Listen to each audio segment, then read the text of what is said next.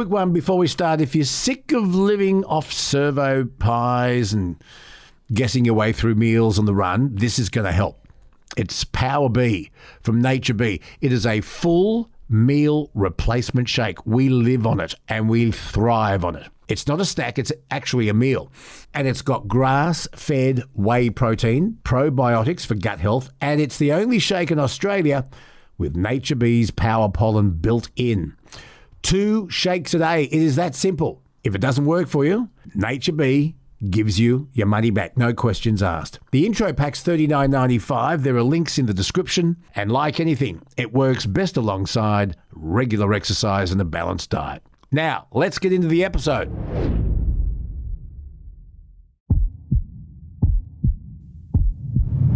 In a world where voices are silenced, one man refuses to lie down. It's about how hard you can get hit and keep moving forward. How much you can take and keep moving forward. That's how winning is done. He's been punted not once. 40 years they've been trying. Not twice. You couldn't fire somebody if they were horrible, doing a terrible job. But 3 times. You're fired.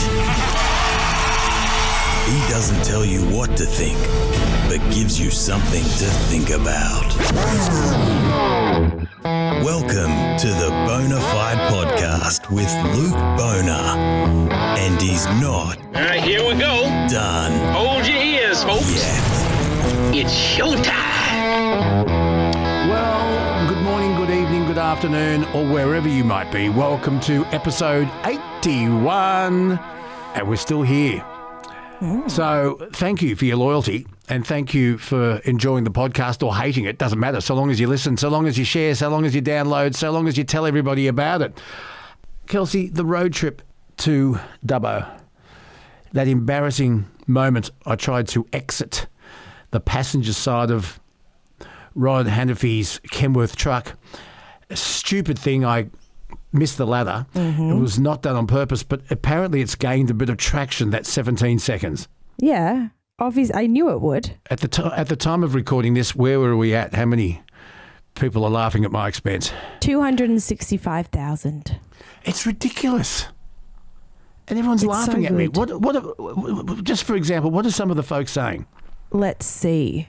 Anthony, our friend Anthony, the duet boomer, said, "You've made hard work of that, Luke," which is very true. Ash Anderson, truck instructor, who we've also had in the podcast, said, "When can I book you in?" Because, yes, apparently you need all the help you can get. One of my favorite comments, and this was from Kelly, she said, "This is the exact reason I won't drive cab overs. I'm too old to imitate a spider climbing up a drain pipe, but you actually made the descent look sort of elegant."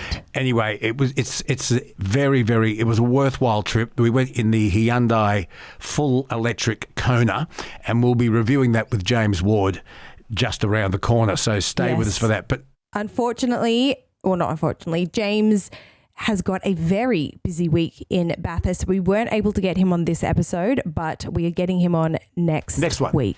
Next one, and I can't wait because there's other things I wanted to talk to him about, including my disappointment with the Mount Panorama Motor Racing Museum. Yes, it's good, but I was a bit disappointed, but that's only because I was looking for more specific Bathurst Holden memorabilia, and the best of them have been cherry-picked to a private exhibition on the Sunshine Coast. But we'll talk more about that a little bit later on. And the video will be up on YouTube of Luke in the truck very soon. I'm in the final stages of editing that. We've just been flat out since we got back from Dubbo. So thank you everyone for the patience, and subscribe to the YouTube because that will be going up very soon. It will indeed. And Luke, speaking of being flat out, I know the coalition have been flat out running back and forth from Canberra with this whole leadership debacle. Just on that, Kelsey, just on that. So you got Angus Taylor, who has now decided he will be challenging unelected or unopposed for the Liberal leadership over Susan Lee. But last night, when speaking to the press, he said, I'm not sure. Then he resigns from the shadow ministry. So why would you do that if you weren't going to challenge? And a number of other shadow ministers have also resigned. And then this morning, at the recording of this podcast, yes, he's challenging. Now, if he wants to be seen as a stronger version of Susan Lee, surely last night he should have said, yes, of course I'm challenging. The Libs are off the rails. We need to get back on track. We need more decisive policy. Yes, I'm challenging. Why would you go to the press last night and say, I'm not sure? I mean, is that the sort of positive, strong leadership he's going to offer? You're kidding. Oh, they all do it though. They all do it though. I just find it so funny that they play coy. It's almost like they think that we're dumb, that we can't read in between the lines. That's the thing. When politicians insult the intelligence of their voters, it drives me crazy. Now, you just think about this. You've got about 51 Libs who have now got to reconverge on Canberra for this leadership vote. So either it'll happen today or it'll happen tomorrow at the recording of this podcast. Now, why didn't they do it earlier? I'll tell you why. Because Angus Taylor, at the beginning of the week, hadn't sewn up his numbers. So now they've got to recall all those politicians, Kelsey, back to Canberra for the vote with one or two staff members at a cost of about, on average, $25,000 per person when you look at travel, return travel, accommodation, expenses, and their staff. That is costing us, the taxpayer. Kelsey, why don't they have the leadership on Zoom? We survived on Zoom during COVID. Why can't we have a leadership ballot on Zoom and save us millions of dollars? I think that's a very, very good question, Luke. Coming up, Bill Edgar, the Coffin Confessor. Now, I thought we were going to go in one direction with Bill, but during our conversation, we went massively sideways. He talked more about his time in jail. He went to Boggo Road, an adult jail at the age of 17, and I don't want to say any more because, Kelsey, my jaw was on the desk. I thought I wasn't expecting this. Were you the same when you heard it? Oh, yeah, absolutely. It's definitely a very almost jarring look into Boggo Road Jail, at least when Bill was there. So a very interesting listen. And if anyone's ever been in prison, have been to a detention, whatever, I would love to hear your stories because, I mean, Bill was in there in, I think, the 80s or something. So I wonder if it's changed more recently. Jail is supposed to be three things. A deterrent to breaking the law in the first place, a punishment, your liberties are taken away, but it's also supposed to be about rehabilitation. I want to hear from anyone who's done time. Is jail about rehabilitation? And how tough is it in jail? Is it a punishment? Let's hear your stories. Please contact us. When we were driving to Dubbo, we drove past the Bathurst jail. Yes. And I lived in Bathurst for, a year and a half, and never once did I actually see anyone in the jail because their little outside areas like on the road. And I never ever saw anyone in it. But when we were driving past there the other day. I pointed it out to you. I had to point it out to you. Yeah, I knew where the jail was. There were people outside, like, I guess, having their outside time. And it was very strange to just see these people, sitting on chairs, having a chit chat, walking around. It was visiting. Well, they just look like normal people having a picnic in the park almost, Yeah, except they're all wearing green T-shirts. Yeah. I've actually been through Bathurst Jail and interviewed some of the prisoners there back in 1986 it was. I've also been through Lithgow Jail and spoken to prisoners. I've been to the Andrew McConaughey Centre in Canberra and spoken to prisoners. And we might do more on that a little bit later on another podcast. Shall we do that? Yep, sounds good. Okay. Barnaby Joyce. Now, for those who didn't listen to the early drop that Kelsey did, you can hear my chat with Barnaby Joyce. I think it's quite interesting. We've got the Man Cave with the Vice Captain and Scotty Phillips, and we're going to try and see if Kelsey can bamboozle the boomer with her quiz. And I want you to listen really carefully to a conversation I've had with Shaun Bowles. Shaun is the father of the late Holly Bowles, who at the age of 19, along with 5 others, young kids, about to explore the world on the trip of a lifetime, was poisoned with methanol while drinking at a backpackers in Laos. Kelsey, I don't know how he got through the conversation because I've got to tell you I struggled because I'm the father. Well, I've sired 2 kids, but I've been involved in the raising of 6 and 5 of you are girls. And I just kept thinking, what if that was one of you? What if that was one of you? And you worry as a parent when your kids go off to schoolies.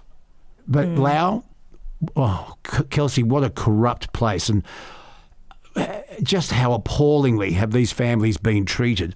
Anyway, please, you're going to want to sit down and just take your time and listen to my conversation with a remarkably strong man, Shaun Bowles. Just on that, Luke, even it's not methanol, but even in Sydney, I have been served drinks that I thought, was just vodka, but they've watered it down with something. You can taste it. You can taste that almost petrol-like taste to it and the smell of it. I've returned drinks because I knew for a fact it was not vodka, because even if you've got the cheapest vodka in the world, it does not taste like petrol. And I've been served drinks like that in Sydney. It doesn't have methanol in it because I wouldn't be here to tell the story if it did, but there are definitely some dodgy practices that happen, I would say, throughout the world just to lower the price of things, and I just think that's horrendous. It is horrendous. And a lot of these cocktails that particularly young girls are attracted to, the taste could be masked with the raspberries and the strawberries and the pineapple stuff that they put in. So you don't know what you're getting. Anyway, look, there's an important lesson, but please have a listen to this incredibly brave man who is struggling so much with what's happened to his daughter and struggling with the way the Lao government has treated them. Shaun Bowles coming up a little later on Bonafide. We love the news.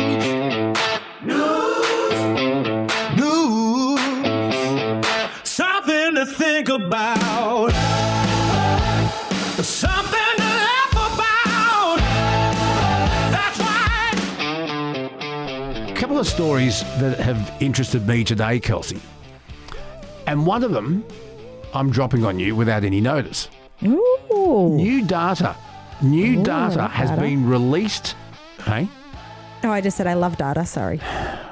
Can I finish? Yes.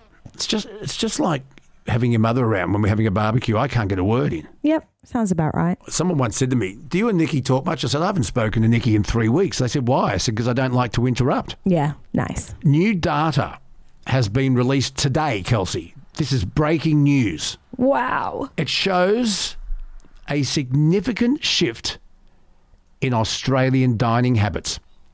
Apparently, the traditional, formal family dinner at a table is rapidly declining in favour of casual, couch-based and solitary dining. Let me go on. Oh, yeah. The key findings from recent studies, now you got to look at where these studies come from. One of them's IKEA. Oh, look at you. You've learned. But there's another one, taste.com.au. Yeah, that's pretty good. Okay. Here are the findings. Only half use the dinner table now.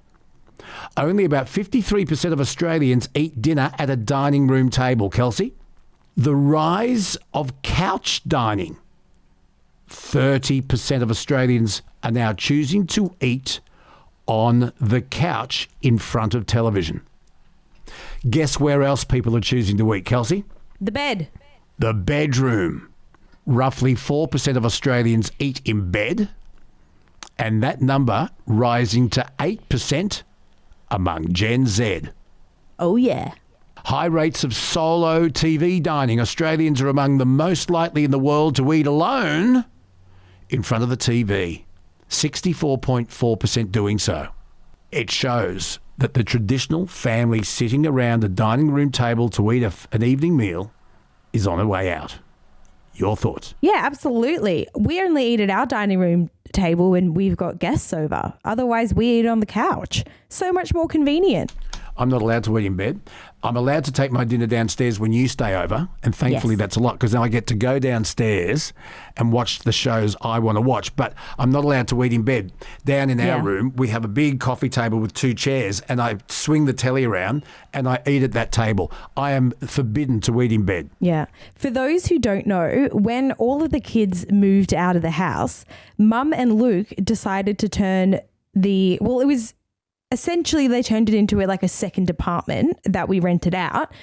But then when that person moved out, Mum and Luke turned the whole rumpus room, the whole downstairs area into their bedroom. So I reckon you've got the biggest bedroom in Australia because it's essentially a lounge room with a bathroom, and the old bedroom that I used to live in is now Mum's closet. So you really are living the life. It is quite palatial. It's like a big motel room, isn't it? I know, it's kind of only you two would do that, honestly. Only you two. Well, we got sick of renting it out. We didn't need it, so that's our little space now. But I don't use your mum's bathroom. It has a bathroom, a shower.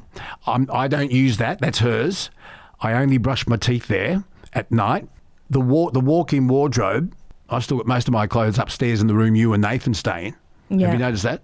Yeah. I know. That's where I get my jackets from. You steal my clothes. What is it with you? And my hairbrush? What's wrong with you? Don't have kids if you don't want to share. I thought you guys had gone. Here is some news. This is out of the UK. Did you know, you remember how there was a law made that you couldn't call a sparkling wine champagne unless it came from the Champagne province in France? You can't call it champagne, right? Well, in the UK, the High Court, the highest court in the land, has ruled that plant-based milk is no longer allowed to be called milk. It's got to be called a drink. I'm talking almond milk, soy milk, your favourite oat milk, can't be called milk. Milk has to have come from an animal, according to the UK High Court. People will still drink it. Well, that's why they use spellings like MYLK. So they've been getting around it like that for ages. But we were talking about this morning, Luke, about all the other products that call it something different to get around advertising laws. Like ice dessert instead of ice cream is one. Because it doesn't have enough dairy product in it, yeah. Yeah, and also if you look at the butter that you buy, nowadays, unless you buy your butter in a block, what you're getting is actually, what do they call it? Like concentrated milk spread or something like that. If you actually look at the fine print, it will say like butter style or butter flavor or something like that. Greek yogurt, you'll notice that most Greek, in quotation mark, Greek yogurts are actually Greek style yogurts, and that's not actually Greek yogurt. There's only a very few brands that are actually Greek yogurt and not Greek style yogurt. There's so many of them.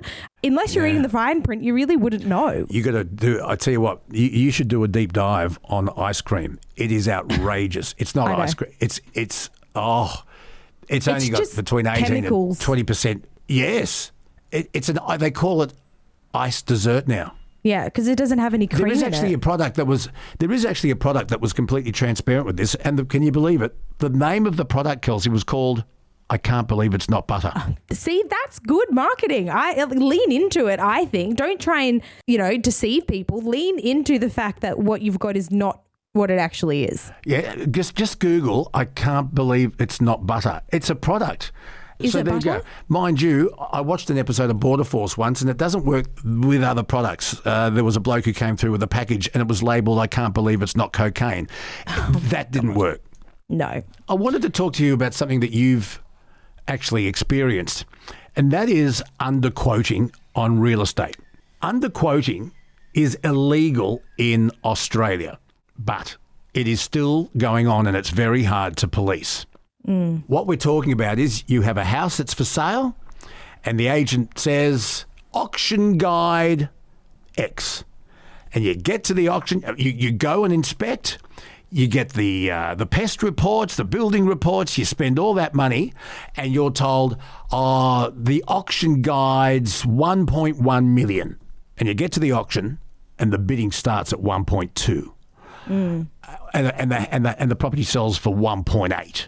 Yeah. And the agents, and that goes on. And what they do is they show the vendor that they've got lots and lots of people coming to the open inspections.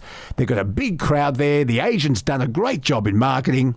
the house doesn't sell, well, that's not our fault. Or if it does, you got all those people who are disappointed. Now, this happened to you and Nathan. Oh, yeah. And I've spoken about this on the podcast before, but I'll say it again for the new listeners. I remember one of the first auctions that we went to, the price guide was 1.1. And right, Nathan and I were like, okay, great. That's our max. Yeah. But, surely it'll start low, it'll go up. We went to the auction and the auctioneer, first bid or whatever, no one was saying anything. Nathan put his paddle up and, I don't know, made a bid at something or other. And 900, I think, didn't he? Something like that. And the auctioneer goes, oh, come on, mate, serious bids only. And we were like, what? Like, we're not even that far out of the quote unquote price guide here. And Nathan got essentially mocked for, obviously we lost that. It passed in and I think it later sold for like 1.5. And what did the agent say? Oh, he said, come on, mate, serious bids only. No, but what was the auction guide? What did the agent say the auction guide was? 1.1. And it sold for like 1.5. And it got to the point, we went to a couple of auctions like this and it was always by this one real estate agent, Moira. Yeah. And anytime we saw her listed on a property, we just didn't even bother with that property because we knew she was going to tell us 1.1 and it was going to sell for 1.4, 1.5. And that was true with every single listing that she was on. You should have reported it, but you know what's even worse? So Nathan has shown the agent, the auctioneer and the agent, that he's got at least 900 to spend. He's put his paddle up and bid 900. When it was all over, folks, Nathan and Kelsey walked away and the agent didn't even run up to him and say, listen, I think I may have some other properties in your price range. Here he is, a potential customer, showing I nearly swore then, showing the agent that he's got at least 900,000 to spend, and she ignored him and let him walk away. Well, because in Sydney, we're plebs. In Sydney, that's nothing, right? Real estate agents don't care about quote unquote small fish. And we are a small fish in Sydney because house prices in Sydney are absolutely ridiculous. Well, the reason I brought this up again is because I've clicked on a lot of real estate agents looking for places, well, Nikki too, looking for, this is going back to when you and Nathan were looking, and Storm, your sister, and my daughter Holly's looking, and Jacob was looking for a place to rent down the South Coast. So the algorithm is now throwing us a lot of properties, right? And so a property came up in the street that I grew up in. It's the street that my parents bought a little shack and then built and built and then rebuilt, and it's the house I grew up in a street I know like the back of my hand. The house, geez, I'd love to name the agent and give away the address, but I won't. But folks, the house that came up for sale was in my street. I know this market. It's where we live now. And it was 3 stories, 5 bedrooms, 4 bathrooms, 5 car spaces, in-ground swimming pool, and a massive view of a lake. Auction guide 2.4. What a load of bullshit. Yeah. That house will go for 3.3. 3.233. Double brick, 3-story, 5 bedrooms, 4 bathrooms, 5 car spaces, view of the lake. And it just made my blood boil. Yeah. It made 2.4. They are kidding. Absolutely kidding. Just for example, Kelsey, the one here over my shoulder went for 3.2. Yeah, and it's way smaller than that. And this has massive views, 5 spaces, 5 bedrooms, 4 I'll email you the house, Kelsey, and you'll see what I'm saying. I'd love to name it, and I'd love to name the agent, but it is just wrong. There are so many complaints. Sydney, Melbourne in particular. It's called price baiting, and it's a deliberate strategy. Agents set their prices and their price guides well below the expected selling price or the vendor's reserve. Why? To attract more potential buyers to auctions. It's a tactic described as underquoting or price baiting, and it is so wrong. Surely there's got to be a better way to police this. Well, they are introducing a new kind of like demerit point system for real estate agents that do this. But again, this hasn't been taken seriously. So the reporting system is pretty lax. There's, the follow-up is pretty ridiculous. But, I mean, it is starting to be looked at, and there are penalties. You can lose your license if you lose too many points. So my advice is, if you are in this situation, report it, because at least they are looking at it with more of a microscope now. Well, when he gets back from overseas, coming up soon, Charles Tarby, the owner, chairman and CEO of Century 21, Australasia, South Pacific, UAE and India. I'm going to get his opinion on all of that very, very soon. Luke, we got a message from Michael, and he sent us a screenshot of a news article. I don't know if this source has been verified, but this is the headline. I thought you'd get a kick out of this, Luke. The headline is, man in Thailand sold his balls for $2.7 million to modify his car. No. Would you sell your balls to get the money to modify your car? Who would want them? I'm calling bullshit on that story, Kelsey. Look, so am I. Hang on, maybe it's a topic for James Ward. What body part would you sell to buy the car of your dreams? There you go. What body part would you sell to buy the car of your dreams, and what car would that be? Okay, let's see what response we get, and we'll discuss it with James when he gets back from Bathurst. Now, what's this message from Dean, Kelsey? So Dean said, "Hi, Luke and Kelsey. They need to register these e-bikes and maybe bring out some form of license so there are penalties for breaking the law. The government needs to not only crush e-bikes for the idiots on them, but needs to impound or crush cars and motorbikes that are driven by idiots.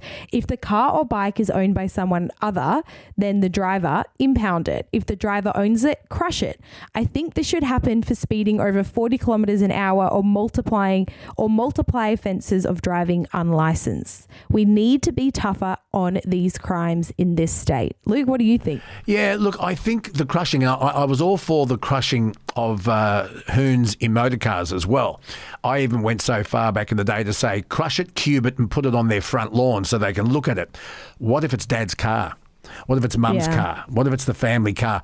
Now, I think a better idea, whilst crushing and cubing things is a crushing experience, I reckon sell it, take it to public auction and give the money to wounded heroes.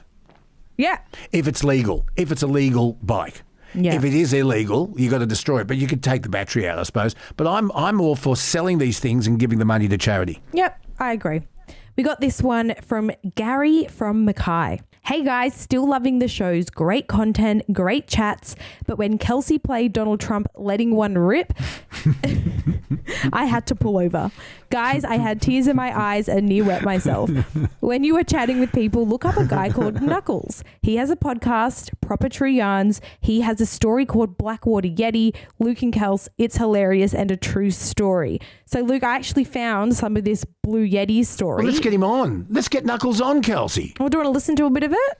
Yes. We're there on night shift, right? So I've gone on eBay and I've bought this Yeti suit. So I'm talking the real deal. Hands, feet, face, the whole show. So there's... Bigfoot or like the Yeti? I'm talking Bigfoot, like Bigfoot, yeah, like real life proper. Mate, I'm saying I probably paid $500 for it. Real. It could have even been Bigfoot's fur, fuck knows, but this fucking thing looked real. Yeah. Anyway, so we wanted to get one of the old tradesmen in our crew, so we've gone out and there's this. So me and Jay. So then we had Parker. He was in the car with Wok. Wok was driving, and Swallow was behind on the phone to us to say where they were. Anyway, so there's 1 in the morning and these lights come around the bend. And Jay says, "That's them, mate, that's them." So I go out to the side of the road in this gorilla suit. Now, me thinking it is the Sparkies, on all fours, I've fucking hopped across the fucking road, turned and beat me fucking chest. First car, OCE. That reminds me of the guy that did the chicken prank. You know, the guy that got the chicken on the back of his trailer and drove it to work? Yeah, that was good. Yeah, that was good. Yeah, but it wasn't a live chicken. It was a big baked chicken. It was a turkey, Kelsey. Yeah, it was a turkey. It was a big baked turkey. I'll tell you a joke, and I have been told this, that it's absolutely true, but I don't know if it's an urban myth, but back in the late 70s, a group of students from Sydney University noticed that there were some road workers doing work on Parramatta Road right out the front of the uni. And they rang the police and they made a prank call to the police and they said, oh, by the way, it's muck-up day at the university today. There are some students dressed as workmen and they're digging up the road. We just thought we'd better let you know. Then one of them went down to the workmen and said, by the way, it's university prank day. There are some students dressed up as policemen coming up. Nathan sent, not my Nathan, different Nathan sent us a video to watch. And this is a video that Mum has been sending me. I haven't had a proper nap since dough. And if you cut me off one more time, I'll park this B-double in your glove box. You're lucky I've got a dash cam. Otherwise, I'd turn you into a speed bump and keep right on humming Waltzing Matilda. Oh, my God. These videos are everywhere at the moment. These AI talking babies.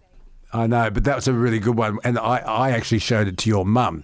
And it's very boomer humour. Brad sent us a video of someone taking a nap on a train, right, Luke? Now, I want you to guess what you think this person is napping on. Take a guess. What would you nap on if you're trying to take a nap on a train? What do you mean napping on? Like nap. You're taking a little sleep on a train. On the seat? Incorrect. Think again. Think a little bit outside of the box. Well, the floor? No. Closer. This person brought a hammock onto the train, set it up, and took a nap. Like he's hung it between the two poles? Yeah. Oh, that's genius. I know. It's very good. Very good. There it is there. That's very clever. We'll post it on the Facebook subscriber page so you guys can see it there. If you've got something you want to share, a funny story, a character that we need to interview on the podcast, keep us in your loop.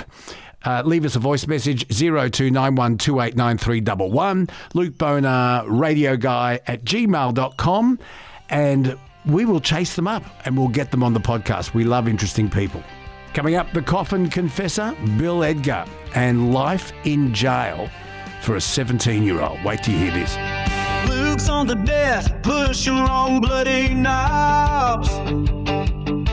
Blames the glitch bitch instead of doing his job. Kels rolls her eyes, says, mate, just shut up. She runs this whole circus while he drinks from his cup. We're bona fide and busted, but you legends stick around. Luke's chilly meltdowns and his bulletproof head sound. Rod's yelling about green reflectors, Bill's digging up the dead. And thank fuck for this mad mob who listen instead. Well, we talk from time to time here on the Bonafide podcast with one of the most interesting characters you'll meet in a day's march. He is private detective, coffin confessing, screenwriter now it would appear, former private detective. There's not much this guy doesn't do. He's been in jail. He's lived an amazing life and still is living an amazing life. And we love him here on the podcast because you never know what he's going to say and bring to the party next. Bill Edgar, hello and welcome for the first time in 2026. Yeah, good morning. Thank you for having me and Happy New Year and all the best. You had a problem with your grandson. What happened? Yeah, they're, my daughter and her husband and 3 boys are travelling Australia and they were at a caravan park in a place called Hat Head. I don't know if you know it. It's northern New South Wales, a beautiful little town. It has a, like swings and monkey bars and that for kids. And it's really those swings and monkey bars are from the 80s. So it's the old style, the old burning ones. They burn you when you touch them and they're hot. But my grandson actually fell off and broke his arm, his elbow, and he was in a serious way yesterday, but had surgery and he's all good now. You got to thank the doctors. I tell you what, geez, the nurses and doctors, they've got what I haven't got. They are amazing. We love them, the Florence Nightingales that save us. Bill, last time we spoke, you said that your books were being turned into a mini-series, probably on Netflix or one of the streaming services, and then in fact, the very well-known actor Bryan Cranston may well be playing you. What's the latest Well, yeah, I mean, we're still going back and forth. They've got a writer on board, or they've got, they've got a multitude of actors that they're actually, discussing this with. I was really excited to hear that they sent out to Brian my book and a few other things. The interest is there. You just keep a level head, because I've been through all this before.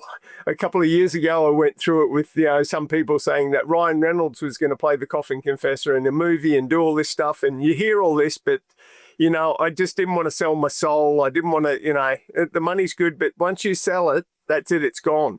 So I sort of want to keep a hold of a part of it. And that's the whole name of the game, is trying to, I guess it comes down to, your residuals forever. So you can live a comfortable life and you just get something in the background. That's what I want. Well, I hope you get it, and I can't wait to see it. And if you look, just go on to Bill Edgar, just Google Bill Edgar, Coffin Confessor, and you'll see his books. They're out through Random House, because this guy has led one amazing life. But Bill, I've got to ask you this. You recently shared a video on your social media, and Kelsey will put it out there for people who didn't see it.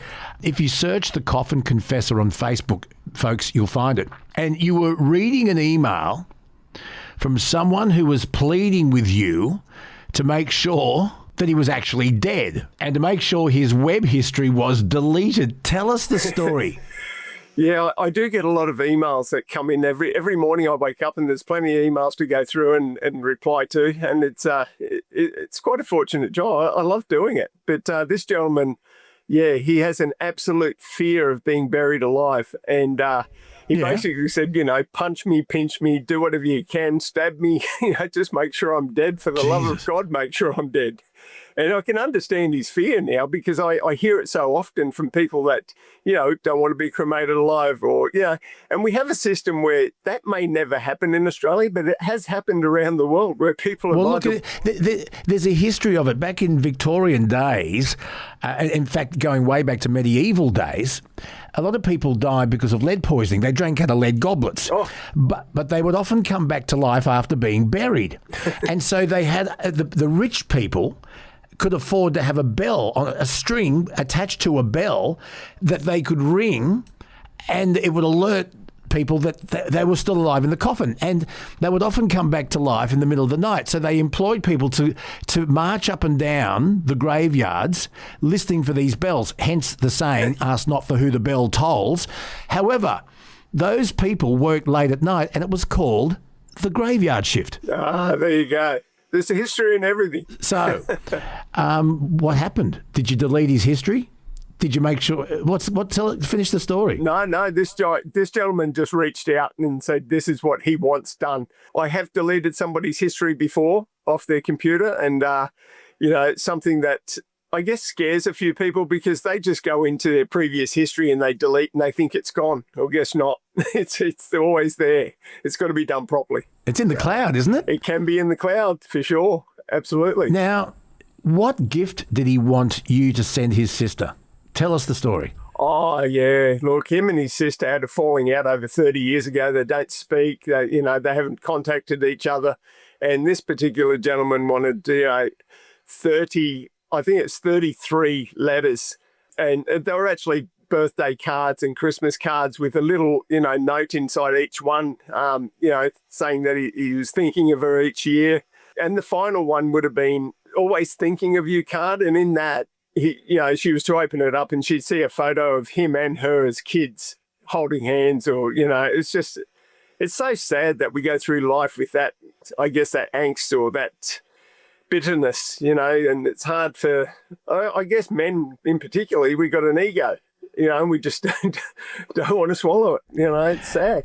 People need to go back to our very, very first chat last year. If you go to Bonafide podcast, Luke Boner, and especially if you go to YouTube and you got it up on your screen, you can see all the episodes in a row. Go to the first Coffin Confessor podcast, because you explain exactly that job, that first job you did for that friend of yours who wanted you to send a message to this bloke that was pretending to be his mate. It's the funniest story I've ever heard. Well, exactly. And funny enough, only the other night, I did read another one out where a gentleman that he lost his grandfather out at sea. Right. When he was 9 years old, and he loved his grandfather. He had immortalised his grandfather. It was everything to him. And his grandfather went fishing and has been lost at sea forever. And so on his death, he wants all his ashes put into a flare gun and shoot the flare gun above where his grandfather went missing so they can meet each other, at least find each other. And that's a beautiful story. Unbelievable, isn't it? Oh, it's just, some of the things that come across my desk and I read and some of the requests are just, they're so heartfelt and so beautiful. I know a lot of people who wish that their ashes could be scattered on sacred sporting grounds like the SCG or the MCG or even where I am, Brookvale Oval. And I've been told by all the curators it's a waste of time because they completely returf them very regularly. The ashes won't last long. Yeah, well, that's right. And then again, I've had a lady that said, look, my husband's ashes are in the kitty litter because he was such a bastard. Ah, dear, oh dear. Unbelievable. Do you believe in life after death? We've had an interesting number of conversations. Adam McDonald, the vice captain of the Man Cave, recently went to South Head, the quarantine station at Manly, on a haunted ghost tour. Oh, yeah. And then we asked Dr. Carl Krusnicki, is there any scientific proof that there are ghosts? Do you believe in the supernatural? Is there life after death? You've had plenty of contact with it. Yeah, look, I don't believe that there is a life after death, although if you look at the science of it and everything, we're all molecules. So where do they go? You know what I mean? So everything's got a molecule. If you look at science, but to be honest with you, as I've always said, I'm not religious, but I am spiritual. So I do have thoughts and things where if anybody I know and I truly loved, liked and that, I do still sort of say good day to them, even though they're in the afterlife or wherever they are, And I've always kept a mate of mine alive since he died when we were 15. I've always spoken to Michael, and I've always said to Michael, this bloke John's just died. Can you look after him? I don't know why. I don't get replies. I don't get anything like that. It's just something that I've always done. So tell us about your mate. Tell us about your mate Michael. Well, Michael was from a very, very wealthy family and on the Gold Coast, and they lived in a suburb that was just classified as wealth. And about 500 metres from that wealthy was our suburb, which was Housing Commission and government housing. So Michael and I became friends and we used to meet on the halfway line. He couldn't enter my area, I couldn't enter his area. And we became best mates for years from the age of 9. And then he went to this prestigious school, and I was fortunate enough to go there because I got a scholarship and we became closer. And then all of a sudden he told me it's Christmas time, one Christmas, when we just about turned 15, I think we were. And he said, oh, Dad's taking me skiing. And I said, oh, that's so cool, And so Michael skied off a cliff and never came back, unfortunately. Oh, no. Yeah. So I lost the only friend I ever had in the world. And I've never had a friend since, to be honest with you. And you still talk to him? I still talk to Michael. I always have, always will. Keep him alive, I guess. I don't know if it's for me or for Michael because someone that died at 15 and was such a good person has missed out on so much. So, and that's what I mean. I don't know about ghosts, the spiritual world, but I like to keep him alive in my own mind and just let him know what's going on. That is fascinating. Do you feel his presence or is that just your mind playing tricks on you? Or yeah, that would just be my mind. I mean, I just like to be able to talk to him and, I remember anything new that used to come out, like the iPhone. When the first iPhone came out, I said to Michael, wouldn't this have been great rather than the CBs we used to play on? Just stupid little things, but it's just something I've always done. But as for ghosts and all that, look, I was incarcerated in Boggo Road, which would have the most ghosts in the world.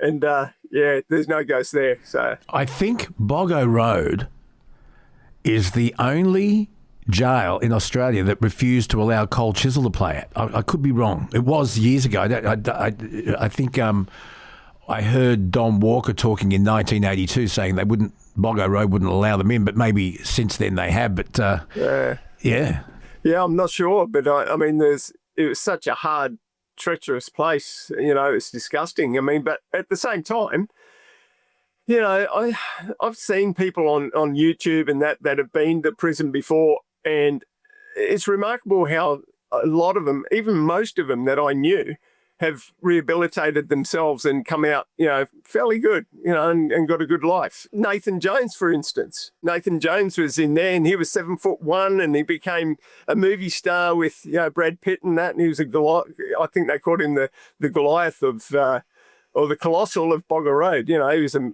man mountain. You talked about going to jail and you were very, very young. You had a very troubled childhood and you got yourself into trouble and you went to jail in Queensland, Boggo Road. What positives can you bring out of that experience? How long were you in there? 2 years? 4 years off and on. But Right. if you put it all together, I suppose it'd be 2 years. But I spent my 18th, 19th, 20th, 21st birthdays inside. What did it teach you? It taught me to shut up and listen, actually listen to people. It taught me dignity.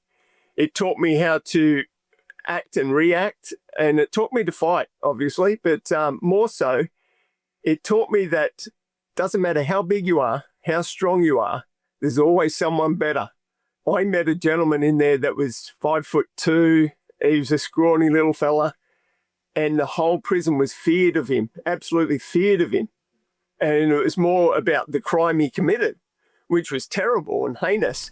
What did he do? He was the Shawnee King murderer. Him and his wife abducted a schoolgirl in a park in Brisbane, and they raped and killed her. Oh, that's right. Oh, no, that was him. Yes, yeah.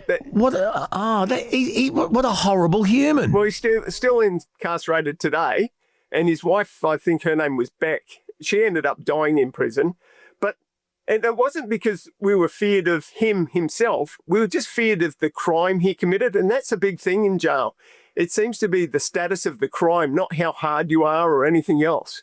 It's like, oh wow, somebody that's if you're that evil to commit that sort of a heinous crime, exactly, you're completely unpredictable, and that makes you scary. Oh, absolutely. And you're in a yard of, say, 20, 30 guys.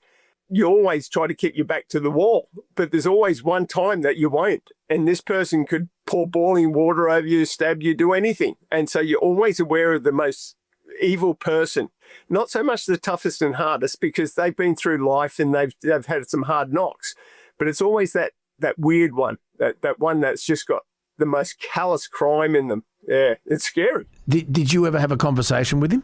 Oh, yeah, I actually beat him up. Tell us what happened. Well, when I was young, when I was 17, I was thrown into what they called protection, and they did that because I was a kid. Yeah. I'd just been in jail and got thrown into this yard. Now, in that yard was that guy, and there was another guy called David Moore. Now, I didn't know David Moore, but apparently he was a police officer with the Aggro show and Jackie McDonald. He used to do Stranger Danger. Now, he got sentenced for being a pedophile, and he was in jail.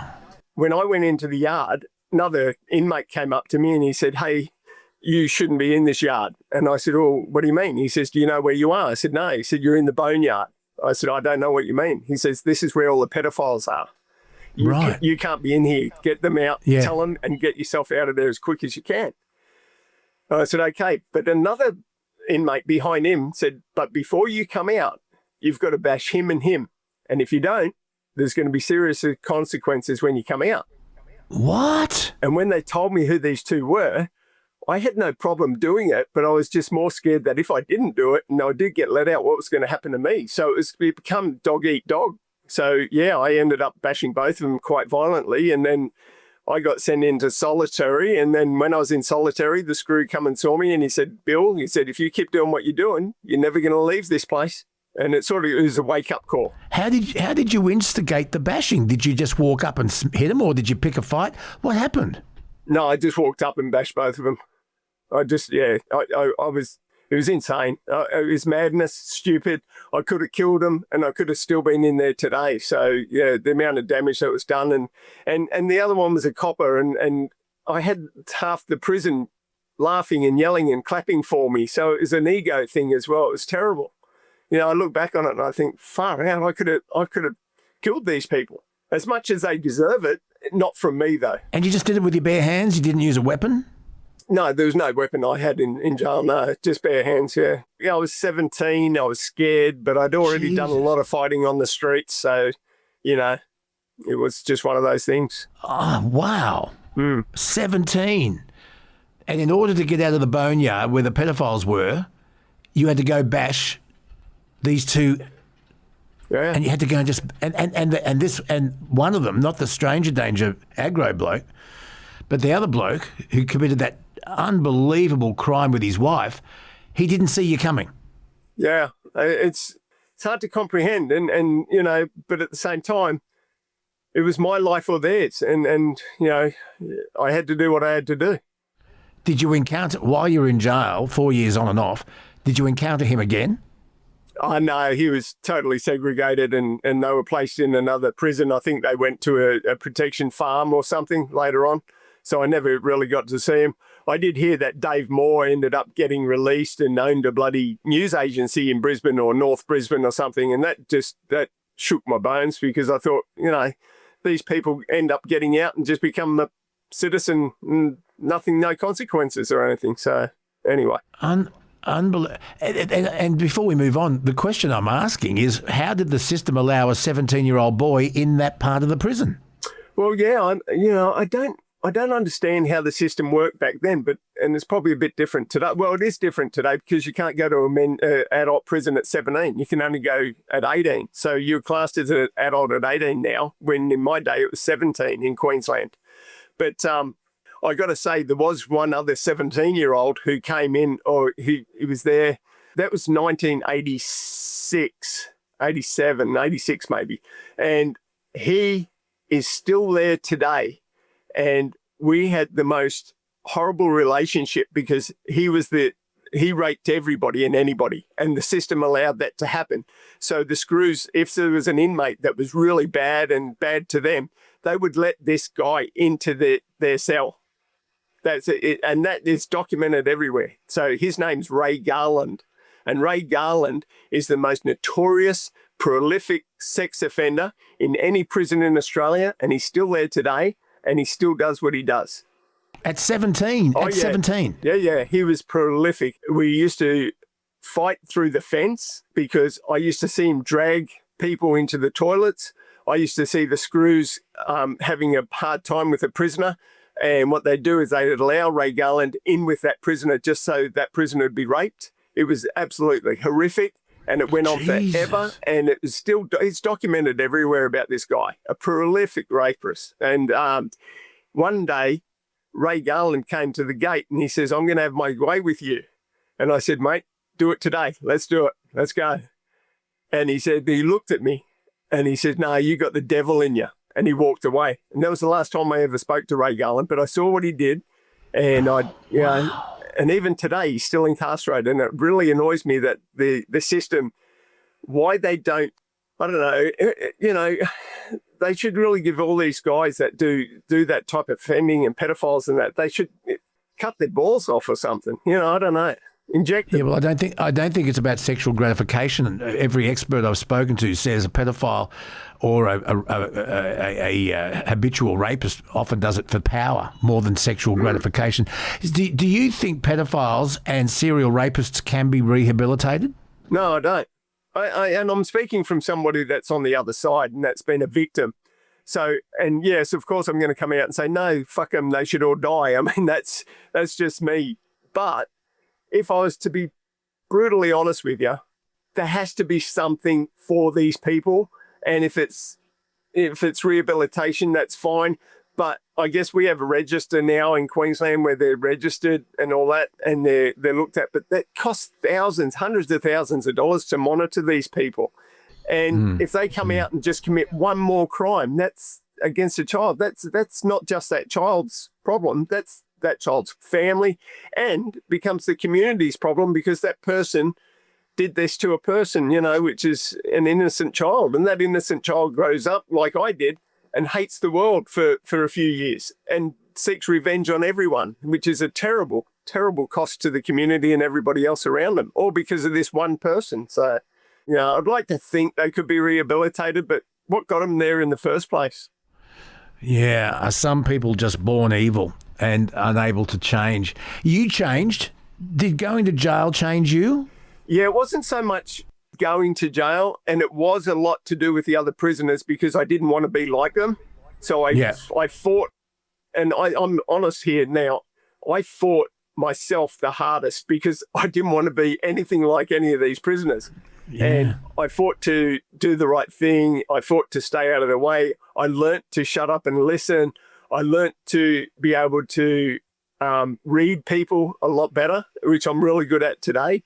But you know the old story, and I think there was a movie actually called Scared Straight, where someone went to jail and they were scared straight. You know, I guess I scared myself straight in a way, but prison is a harsh place and it can scare you, but it's also a place you can fall into, not a gang, but a pattern of other people doing the same thing. Yeah, I'm just fortunate. I'm lucky that I was able to do what I did. I'm a person that never gives up, and I didn't want to be like any of them. And I've seen some of them that have, I was in there with, so like I say, on social media, and they've come out and they're telling stories about prison. They're telling how strong and tough they were and what went on in there. And that's all bullshit. And it really is. Do you think that this Australia-wide social media ban on 16-year-olds and under will help curb juvenile crime? Let me just give you an example. You and I have spoken about this, and I've spoken to a number of people involved in law enforcement around Australia, particularly in Queensland. And, we had an absolute plague of juvenile criminals stealing cars, not because they wanted the car, but because they wanted to brag about what they were up to on social media. That was part of the incentive of committing the crime in the first place. And in Sydney at the moment, we've got this massive problem with kids using e-bikes illegally, hotted up, illegal e-bikes, by the way, and they're posting their escapades on social media. And I think that's driving that behaviour as well. What do you make of this social media ban? Do you think it'll curb juvenile crime? Yeah, I'd like to think so. I don't mind the ban at all. I think it's a great idea. I think it's also, the parents' ability to teach and direct children is a great thing too. I mean, and they haven't taken that away from parents. All they've said is that, banning it because of these hooligans that want to post what they've done and the crimes. I guess you and I are quite fortunate we didn't have Facebook back when we were younger. I mean, I'd hate to... Thank God. Yeah, exactly. And we didn't commit the crimes they're doing. We just did stupid stuff. But can you imagine, like, these kids that have done all this, in 15 years' time, when they're going for executive jobs or whatever, that's going to be there. It doesn't matter what job they go for. That history is always there. So I'm happy to know that, until they're 16 and they've got some common sense, that stuff's not going to be around. So, I really hope it does curb the crime. However, crime is also what I'm looking at today. And this is something I said a long, long time ago. If you commit a crime and you're going to get caught, the only reason you'll get caught is because you got a co-accused. And all these young people, they're in gangs, they're in groups of people. Hardly ever do you hear of a single person getting caught for a crime that they did without knowing anybody else and no one knew what they did. Okay, so, it's always a co-accused or someone's going to dob you in or something will happen. So, but these gangs of kids, I mean, look, the old story, you put a good apple with bad apples, you're going to turn bad. So, but that's parenting too. How many, because I've spoken about the age of criminal responsibility plenty. I mean, I'm sure nearly every one of these crimes you're talking about, the perpetrator knew darn well what they were doing was wrong and illegal. They knew it. They can't claim, I didn't know what I was doing was serious. How many strikes should a juvenile offender get before they're put away? Oh, look, I'd probably give them 2 strikes, but I'd give the parents 2 strikes as well. Should parents be held more accountable for their children's behaviour? Oh, yeah, absolutely. Without a doubt. Absolutely. I mean, look, if Johnny next door broke into my house and he stole some items and I didn't know it was him, but then I caught him the next time and I found the items in the house and the parents didn't do anything about it, I'd hold them to account for sure. And they should be held to account. All these people that have bought these kids, these bikes and they've hotted it up. You can't tell me a father of today goes out and looks at his kid's bike and says, hey, how come you got a bigger motor on there? Or how come you've got this? And where did you get that from? And where did you get the money to do this stuff? Like, how did you hot the bike up? Now, the parents should be there going, hey, turn the bike back to the way it was when I bought it for you, because I'm petrified I'm going to get in trouble. And that's the thing that should happen now. The parents should be held liable, so the parents go, hey, you can't do that. I'm the one that's going to suffer. You might get in trouble, but it's going to come back on me too. So, think of your mum and dad, your uncle, whoever it is, but think of them, and we need that in society. We need to put the fear in parents for sure. Has the art of parenting gone soft? You can see that. I mean, I've been around enough kids now with my 6 grandchildren, and they'll have a party and I'll go and you hear some of the parents say, oh, no, we don't say no. And I'm like, what? No, we don't say no. Well, you know what? I do. No, you can't have it. And that's what it is. I mean, it is a bit of a soft approach. And I believe that kids exploit that. Kids aren't stupid. They're very smart. Very, very smart. So we got to listen to them, and you got to guide them. And if they're that in way, but parents need to be held liable for sure. Absolutely. And we have gone soft. What do you think, folks? Should parents be prosecuted if their children repeatedly commit crimes and the parents are aware of it? Do parents need to be held legally responsible for their child's actions? Let us know your thoughts. I'd love to hear from it. And if you've got a story for us, please share it. Bill Edgar, The Coffin Confessor, is one book. One man's fight to survive the past and leave nothing to fate. The other one, The Afterlife Confessional, Last Call for Tell All, Bill Edgar. And the book about Bill Edgar to be made soon into a telly-movie miniseries on a streaming service coming to you, and possibly Bryan Cranston playing Bill Edgar. It's an amazing story. You always have an amazing story. Have you got to leave us today, have you got a positive thought for the day? I always have positive thoughts. Every morning I wake up, I look up and I go, oh, I'm here again. How cool is this? I tell you my thought for the day last week. So I'm repeating it, but I thought you might enjoy it. It was something my dad said many years ago. Don't ever get into a fight with a really ugly person, son. They've got nothing to lose. That's a good thought. Yeah. I tell you something, I think of the thought of the day today and for the next millennial would be, you don't know what the person's going through that's standing next to you. Go your own way.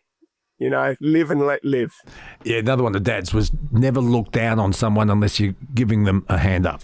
Yeah, well, that's a good one too. I mean, I remember seeing one and we're going back to Boggo Road now, but when I went into Boggo Road, on the cell wall that I walked into and I was thrown into, was a quote, and I'll do it's a really quick one, and it says, me, I'm Aboriginal man. You white man. When you bleed, you red. When you cold, you blue. When you scared, you yellow. Me, I black man. When I bleed, I may be red, but when I cold, I black. When I scared, I black.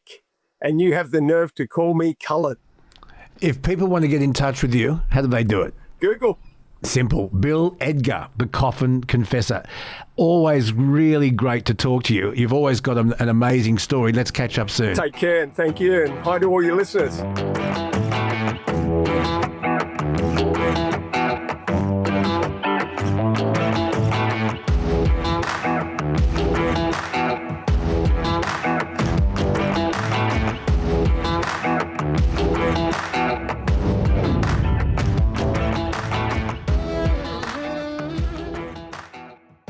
Well, we all know the tragic story surrounding Australian Holly Bowles and her best friend, Bianca Jones. Holly Bowles was just 19 years of age, and she tragically passed away in November of 2024. And this was following a mass methanol poisoning incident in Vang Vieng in Laos. And she and her best friend, Bianca, were on a happy trip backpacking when they consumed this deadly contaminated alcohol. It happened mid-November 2024, and Holly and Bianca fell seriously ill while staying at the Nana Backpacker Hostel in Laos, in Vang Vieng. It's a popular tourist town, and they were among more than a dozen people who were poisoned by methanol-laced drinks. It's an incident that ultimately, tragically, claimed 6 lives, including tourists from the UK, Denmark and the United States. Both teenagers were hospitalised in Thailand. Bianca Jones passed away first, followed shortly by Holly Bowles, who died in a Thai hospital. She was taken off life support. Now, this incident sparked an international outcry and severe criticism of the investigation by the Laos authorities. The families of the victims have described the investigation as disgraceful and horrendous. And they noted a lack of transparency and accountability, and there have been calls for action. Well, guess what? The Australian government this week has called in the Laos ambassador in Canberra because of enormous criticism of that country's response. The 2 women, as I say, both aged 19, passed away because of a mass methanol poisoning incident. In January, 10 people linked to the hostel were found guilty of, guess what? Destroying evidence. They were fined, and it's understood to be just $185 each, and given suspended sentences. And to date, no one has been charged. But guess what? The families only found out through other parents of other kids who died. The Australian government did not inform them. The Department of Foreign Affairs did not inform them. They found out second and third hand through the parents of other kids. It is nothing short of a disgrace. Now, the father of Holly Bowles is Shaun Bowles, and he's been good enough to talk to us today here on the Bonafide podcast. He's on the phone. Shaun Bowles, welcome to the Bonafide podcast. Thanks very much for having me on, Luke. It's just an absolute tragedy that you and I are talking to each other about this topic. And as a father, and I've sired 2, but I've got 6 kids, 5 of them girls, who have all enjoyed the fun of ending a school year and going around the world, and with the excitement of discovering new things and having fun. Who would have thought that this would have ended in such tragedy? Yeah, look, it's very hard to put into words how the last 14 months have been. It's one of those things that you just think will never happen to you or your family, but unfortunately it has for us. It's been a whirlwind, I think. It's the worst thing that could happen to you as a father, as a parent. But I think because it's been so public, that's just added another layer of grief to deal with along the way, you know. So that's been difficult. I still have days, I'll be honest, where I think that that's still not true, you know. Yeah, you're still waiting for her to come home. 100%. Yeah. Because when she left for this exciting holiday, you said, "Come here and give us a cuddle," and she said, "Go away. I'll give you a cuddle when I get back." Is that correct? Well, no, that was Bianca. That was Mark's daughter. Yeah. Fortunately, I was able to get a hug from Holly when she left. Yeah, she left with one of her best friends, Sophie, when Sophie came home, and then Bianca went over a little bit later on and met up with Holly in Laos. We were due to go and spend that Christmas with them and just travel through Vietnam with them, but unfortunately we didn't get to experience that. Just to give us some context, because it's every parent's nightmare. I mean, we as parents worry when our kids go to schoolies, you know, and we hope that they make right decisions. We hope they're protected and kept safe. And I, as a parent, I just can't fathom this. Take us through, in your own words, and please take your time. Take us through what happened. Well, I guess it all kicked off. I got a phone call from Sam, my wife, about it was around 3:30 because I just picked my son up from school. We were driving down Punt Road. Sam had got a phone call from Holly's friend Sophie, who had been travelling with her, who had received a phone call from another traveller at the time that the girls were in trouble. So we got hold of Mark and Michelle. We were on the phone to this gentleman who was with the girls by their side. At this stage, they were in a hospital in Laos, and we didn't know this guy from a bar of soap, but he was a traveller who had met the girls, hit it off with the girls. You know, they became good friends, and he was in the process of getting the girls moved from Laos to Thailand, to Bangkok, or actually it wasn't to Bangkok straight away. He was in the process of getting them moved because he figured they weren't getting any help in Laos at the hospital. So he managed to get them into ambulances and on the road. So that night, Michelle and Sam were on a plane to Bangkok, where they were headed. And the next day, Mark, myself, Lockie, Mark's son, and my son James were on the plane to meet them as well. So I forget the name of the town where they were. It was a small town in Thailand.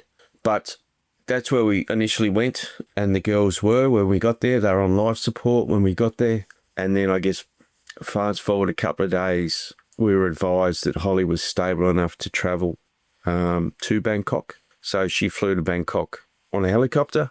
James and I we flew that morning. Sam stayed behind just to make sure that Holly was on the helicopter, and then she flew out. So that's when we got the news.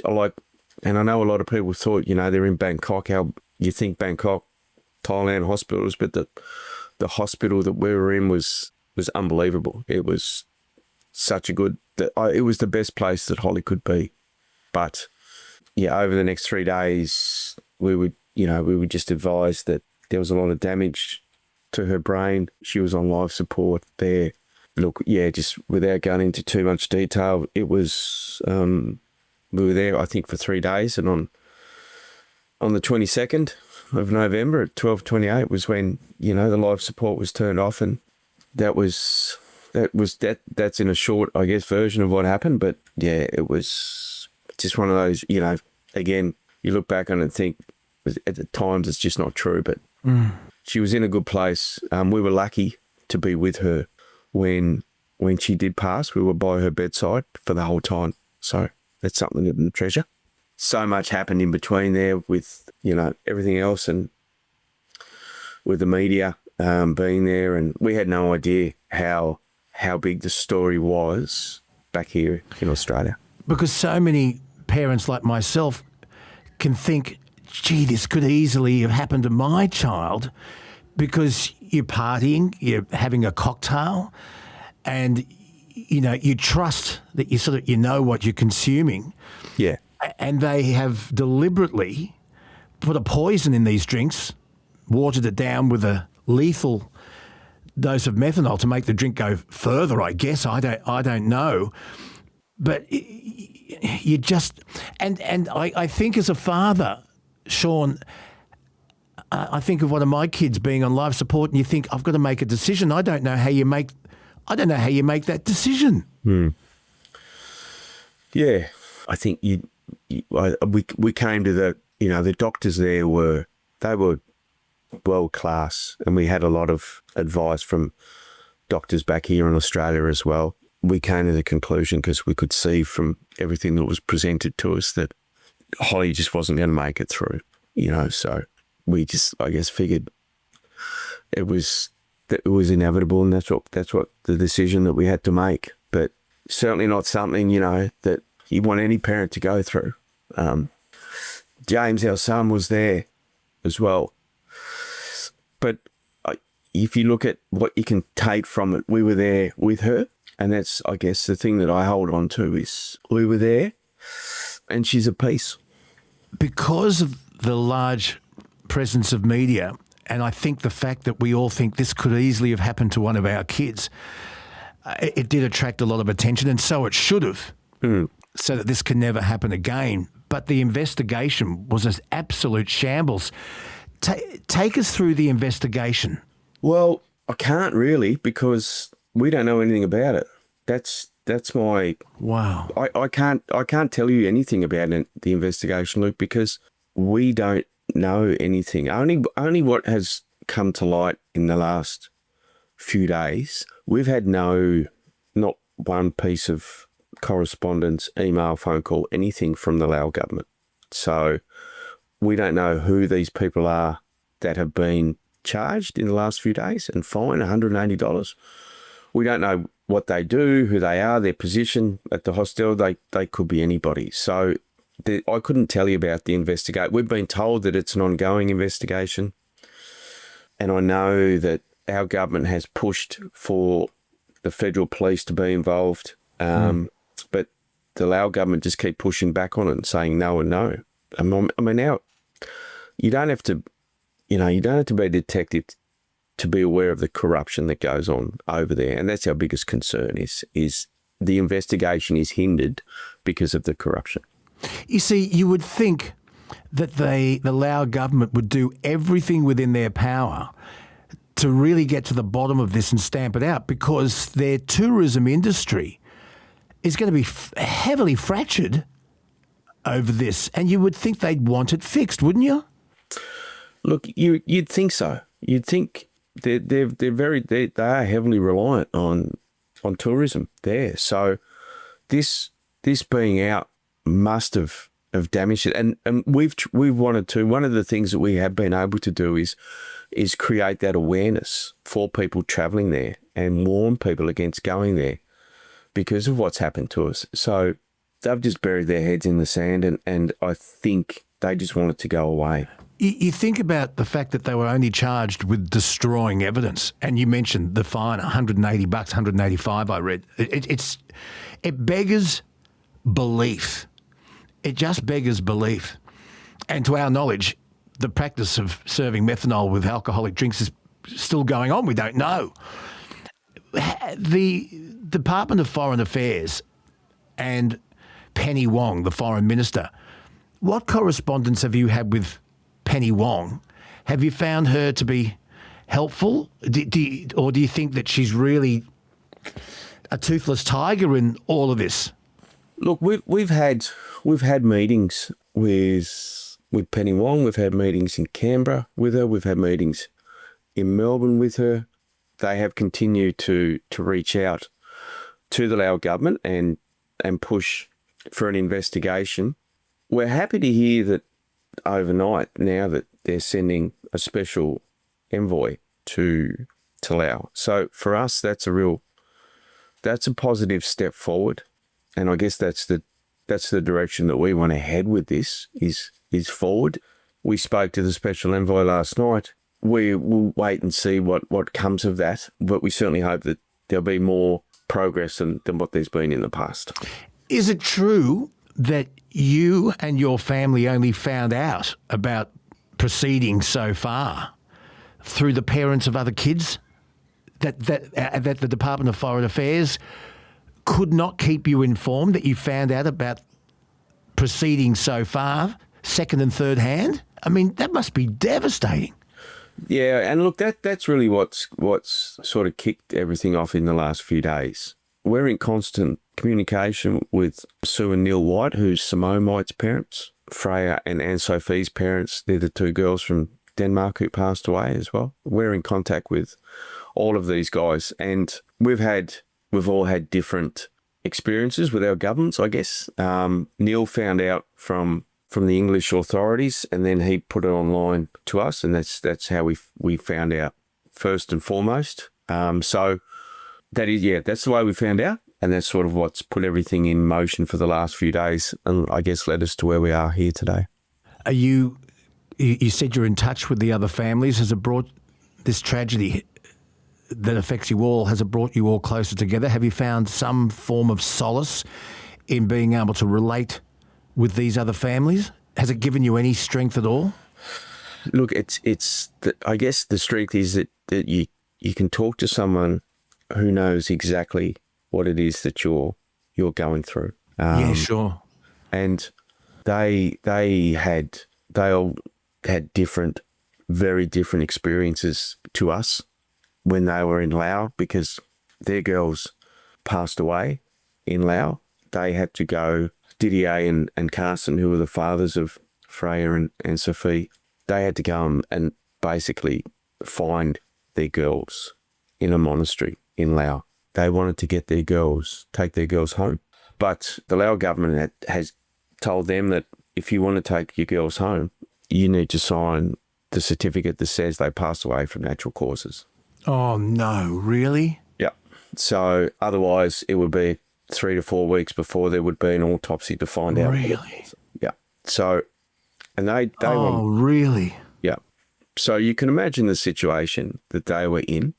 They just wanted their girls home. So that presents another hurdle. Did you have to go through that same process to bring Holly home?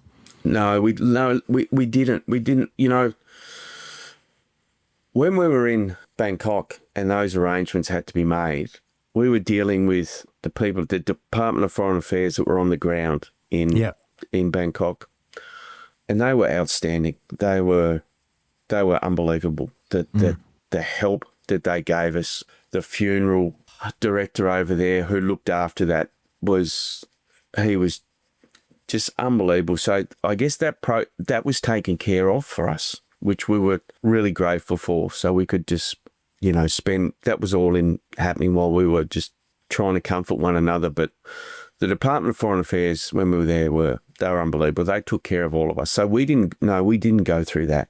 It was bad enough for us, but for the guys, it was horrendous.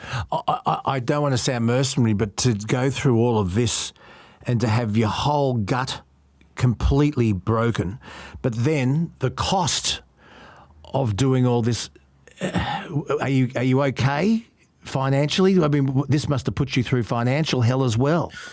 Look, yeah, I did, which at the time we didn't really, you don't think twice about it. No, you don't think about it at the time, I understand that, but now you do. Yeah, but now we do. But fortunately for us, our families started a GoFundMe page and raised a heap of money that was able to cover all of that. So, and that was like, that's the, I guess, the Australian spirit right there for people to help, which they did. Like, people really got behind it, which we'll forever be grateful for. Yeah, and when everything kicked off, we were getting phone calls from the hospital.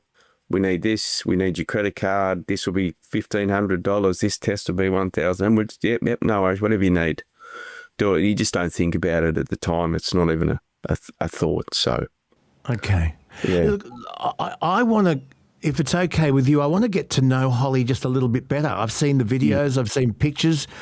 What a beautiful, high-spirited soul she was. Tell us about Holly. Can we get to know her? Yeah, this might take a while. She was never any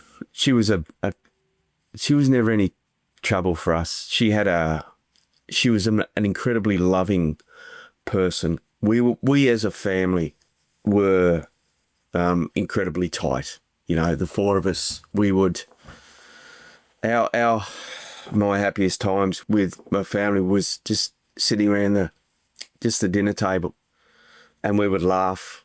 I guess our thing was dinner of a Sunday night. We'd sit down and we'd eat, we'd listen to music, we'd laugh, we'd make fun of each other. She was an incredibly loving person. She loved her family dearly, and her friends. If she liked you, she loved you. If she didn't, you'd know about it. You knew about it. Yeah, she just wouldn't give you the time of day. Incredibly smart, she was very competitive in everything that she did. She's competitive in football, in basketball. She was a great student at school. She worked 3 jobs to save the money up to travel when she was on her gap year from school. But she had, she was the type of kid, she had amazing incredible loving relationships with her grandparents, her uncles, her aunties. You could talk to her. She was very mature. She could sit down and have, conversations with adults, and adults would come to us and say, "My God, she's such a beautiful person." There's not enough words to describe her as a person. She was brave. She wanted to travel. We've travelled a bit as a family, but this is something that she really wanted to do, and we encouraged her to do it because Sam and I, we've travelled, and Mark and Michelle. It's a rite of passage, isn't it? You want your kids to spread their wings and go and enjoy the world and enjoy life. It's part of it. There's got to be more education, and if this doesn't educate, I don't know what does. But you've got to change laws. I mean, this country that is covering this up, that is employing such resistance and allowing this corruption, it cannot go on. No. Because, when you look at it, if nothing changes, it's just a matter of time before it happens again. It just is. So that change, we've worked with the government and Drinkwise to get some awareness out there. But, when you're there and you're caught up in the moment, like where the girls were, they were doing what hundreds of other people were doing. Sure. At the same time, and what hundreds of people before have done. So how that change will happen, I don't know, but something needs to change because it's just a matter of time. As I said to you earlier, it's in the Laos government's interest to be transparent and to fix this. I remember on a much, much lesser scale, but you'll understand what I'm talking about. Back in the 70s and early 80s, you got terribly ill if you drank the water in Bali. Our bacteria wasn't used to it, and people got really... So the government said every hotel, motel has to have bottled water, and it became law because they were protecting their tourist industry. Yep. Absolutely. And Bali's thriving now. So you've got... how they make these changes there, I don't know. For us, we've done what we can as far as the awareness side of things go, but and that sort of thing for us has been, whilst we see it as the right thing to do, it's exhausting at the same time, So much has happened to us in 14 months. That's not a long time in the grand scheme, because we still have days where, and I speak for myself, but I have days where I just can't operate. I understand. You just need the smallest trigger, and then your day can just disappear on you. But we've got Mark and Michelle, Lockie. Sam and Michelle are incredibly tight. They spend a lot of time talking, and they have each other and they know what each other is going through. So they're incredibly tight. We've known each other for. The girls grew up together. They were born a few months apart, but Mark and I have known each other for, we met probably in the early 90s in Port Douglas, and we travelled extensively around the world together. Sam's travelled, Michelle has travelled, so, and we live not too far away from each other, so we're fortunate to have each other, just to lean on when you're having, which is pretty much every day when you're having a bad day. Shaun, you said that the Australian government's now sending an envoy to Laos to try and get things done through this corrupt government. What's your ultimate goal? What do you want now to happen? What we want now is what I would love to see would be a travel ban from the Australian government, the UK government, and the Danish government until the Lao government allows authorities from each of those countries to come in, do a joint investigation, and find out exactly who is responsible for what has happened. Well, money talks, tourism dollars talk. And I guess if my listeners can petition the government and the Lao government and let them know their opinions very, very strongly, that might just help a little. Anything we can do here at the Bonafide Podcast, please call on us and we'll do whatever it takes to try and get you some sort of a closure. I don't know if you ever will. I keep saying, I keep closing my eyes and thinking it could be one of my kids. Yeah. Yeah, look, we're look, like I said, we're pleased that the government is doing this. We see it as a step forward, but there's still a lot of work to do to make this happen. So for us now, it's just waiting to see what comes of that, and then we'll formulate what we do next. But it will be, and we've been aware of this from day dot, it will be a slow process because things do move slowly, and we're aware of that, and that's okay. But things were moving slowly, but then all of a sudden there's a court case and there's an outcome without us, knowing about it. They can't even show the families. They can't even show you the courtesy of keeping you informed. Yeah, but they haven't showed us any of that courtesy from the Lao government. Haven't showed us any courtesy. Not even an apology letter, not even a statement, nothing. Well, that would be an admission of guilt, and I guess they don't want that. I don't know. Yeah. I don't know. I hope we get to the bottom of this and expose this for what it is and save lives along the way. What's your advice to anyone wanting to travel to this place? Don't go. That's our advice. There's plenty of other places to visit. And if you do, we can't stop people from going. We're aware of that, but just be so cautious. Don't take anything. Don't accept anything that's free. Don't drink spirits. Stick to, if you can, I guess, stick to beer. You never know, and we've found this out. You just don't know what's in it. Who knows who the next victim will be unless they do make some change. I am 100% certain that you talk to Holly every day. Yep. A number of times a day. If she was listening right now, what would you like to say? Look, we're still fighting to get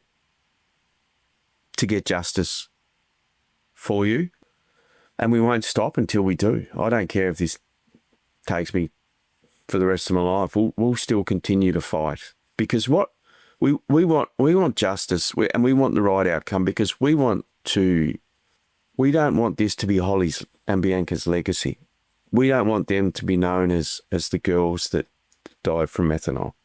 We want the girls to be remembered for who they are, for the beautiful women that they were and that they are. So we'll work to get what we need, the outcome, so we want the girls remembered in the right way. Well, I think the legacy so far is that I think they have saved lives. I think you and those families, and by you just talking to me now, a message might get through. It might trickle through, and you may have already, just here now, today, may have saved some lives, Shaun. Yeah. And if that's the case, then great. And that's what we need to keep. We'll keep doing it until we get what we see is the right outcome. Mate, I'm so sorry. You okay? Yep. We just keep pushing forward. You've got plenty of support with you today, now? Absolutely. Yeah, look, I mean, our friends and family and look, and the Australian public have been amazing. The people that we, I understand that the news stations have got a job to do, but when we see them, when we're with them, they're incredibly respectful. And I guess without them, we don't get this message out. So we've had great support along the way, and we've just got to stick together and continue to wrap our arms around each other so we can get through it. I just don't want you to ever feel as though you can't be bothered putting your feet on the floor in the morning. Keep fighting, and anything we can do to help, you've got us 100%. I appreciate that, Luke. I do. Thank you. Shaun Bowles. Shaun, I don't know how you got through that. Thank you so much. Hopefully we can save a few lives, eh? I appreciate it, Luke. I really do, mate. It helps. Look, it helps me to talk about it, and if it gets the message out, then great. Yeah, are you angry? Yeah, I am. You go through you go through different emotions. You know, I've learned over the past 14 months that grief has many emotions, and you can go through any of those at any stage throughout the day. But it's the angrier you get. I try and reserve my anger because it doesn't really help anyone. I try and it just drains your energy. I mean, if there's, you know, yesterday, so we did a lot of media on Monday and Tuesday. Yesterday I was just absolutely exhausted, like I just run a marathon. You know, that's how exhausting it can be. But then you've got to look after yourself and get a good night's sleep and get up and go again. When you've got the energy, you've got to use it wisely. And I need the energy to look after the family and do this sort of thing, you know. Because they need you. Absolutely. And Holly would say the same. Yep. Dad, the family needs you. I've felt that from her, for sure. So, yep, no doubt. You take care, buddy. Thanks for this, Luke. I appreciate it. And stay in touch, yeah?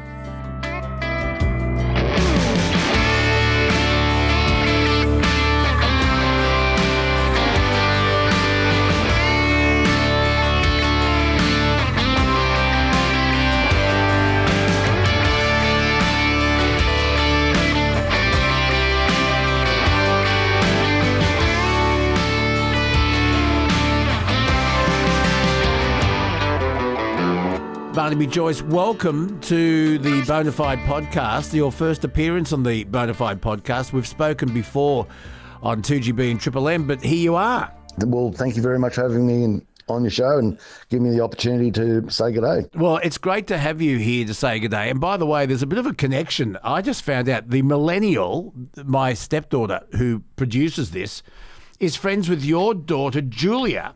And well, Julia's a lot of life, so that's a good person to have as a friend because Julia's full of fun. Great lady. Well, apparently she is, and I think they met. Kelsey, jump on if you want, but they met at the Tamworth Country Music Festival because they're both friends of the O'Connors. Does that make any sense to you? Well, at the Country Music Festival is a great place to meet a whole range of people. So that sounds like trouble from a long way off, but it's.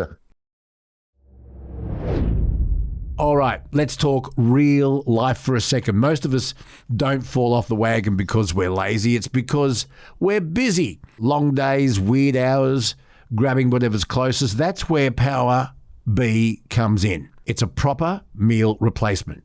It's chocolate in flavour. God, it's delicious. It actually fills you up. And it's built with premium grass-fed whey protein, probiotics for digestion, vitamins, and Nature Bee's Power Pollen for energy and overall well-being. It's not about starving yourself or doing anything extreme. It's just 2 shakes a day to replace the meals that normally throw you off track. Simple, consistent, done. They've got an intro pack for $39.95 and it's backed by a 100% money-back guarantee. So you're not taking a gamble. There's no chance in this. If it doesn't work, they give you your money back. But it does work. Have a look at naturebee.com and always use it alongside a balanced diet and regular exercise. Good luck to you. Hey, listen, I'll tell you what, Barnaby, we might do a separate podcast one day about parenting. What shall we do that? Raising young girls. You mean living in a house with young girls while they raise themselves? Shall we do that? Can we make that? Can we make that a separate podcast one day? Yes, I think it will be very much scripted because the first person who's going to read it is your children, and they will have their own opinions of what you just said. But that's okay. That's okay. In fact, we can get. You tell you what we could do. We could get Julia on one line, my Millennial on the other, and you and I can sit back and just listen in, eh? Yeah, I think their impressions of us would be a very dangerous thing, I imagine. Ah, yes, but I don't know if we'd be shocked. But Barnaby Joyce, welcome to the Bonafide Podcast. Great to have you here. Look, I guess the first, and you've answered this, but just for my listeners, leaving the Nationals and getting into One Nation could have been seen as, and they would say this in Yes Minister, a courageous political decision. But the people of New England love you. They love you. And so you could have said, look, I've done this. I've contributed. I've been leader of the Nationals. I've been Deputy Prime Minister. I've been Acting Prime Minister. And maybe it's time for me to give it away. But you didn't do that. You thought, I've got more fight left in me. That's correct. It's an issue of what you can do, where you're most effective for both the people who elected you, the people of New England, and for your nation. You have both jobs. And look, I go over it over and over again, but I suppose you have to. My relationship with Mr. Littleproud had broken down. It was broken down to such a form there was no communication whatsoever. He'd asked for generational change, which to me, referring directly to me, which meant he wanted me to leave the National Party. And, of course, to back that in, they put you in a corner seat as far away from people as possible, tell you not to leave your electorate. That is, for your listeners, is a sign of a relationship that is dysfunctional. They're not working. I didn't believe I had nothing more to give. I did. And so over a long period of time, I had these discussions with Pauline Hanson on One Nation, and in a very deliberate and considered way, I made the move. And that move has been endorsed in the polling by the Australian people. And so, I'm back on the balls of my toes. I'm working hard, and I feel that I'm having effect and doing things that are working to move the political agenda, to change the debate in such a way as your listeners have a greater return for their investment in me.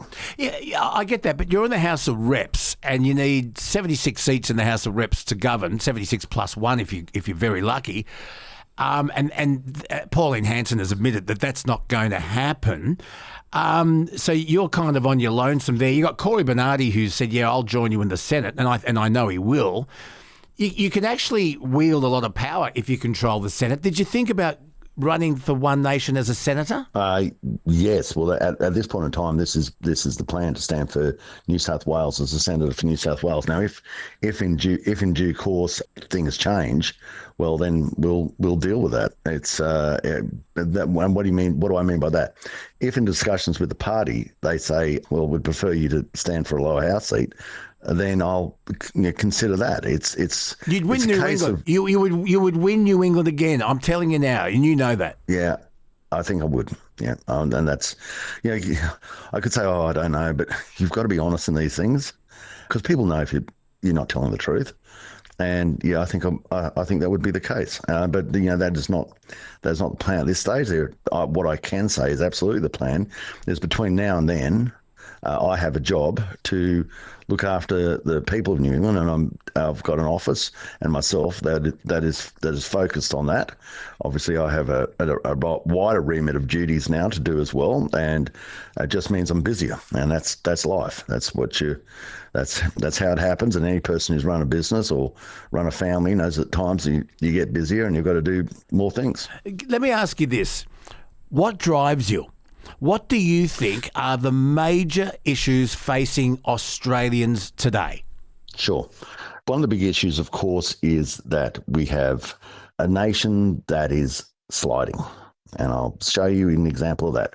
Right now, you could turn on your television, see riots in the middle of Sydney as people with every other flag but an Australian flag, and predominantly from Australia, do their very best to disturb the social harmony of what we've got, and to bring in outside issues into our domestic politics.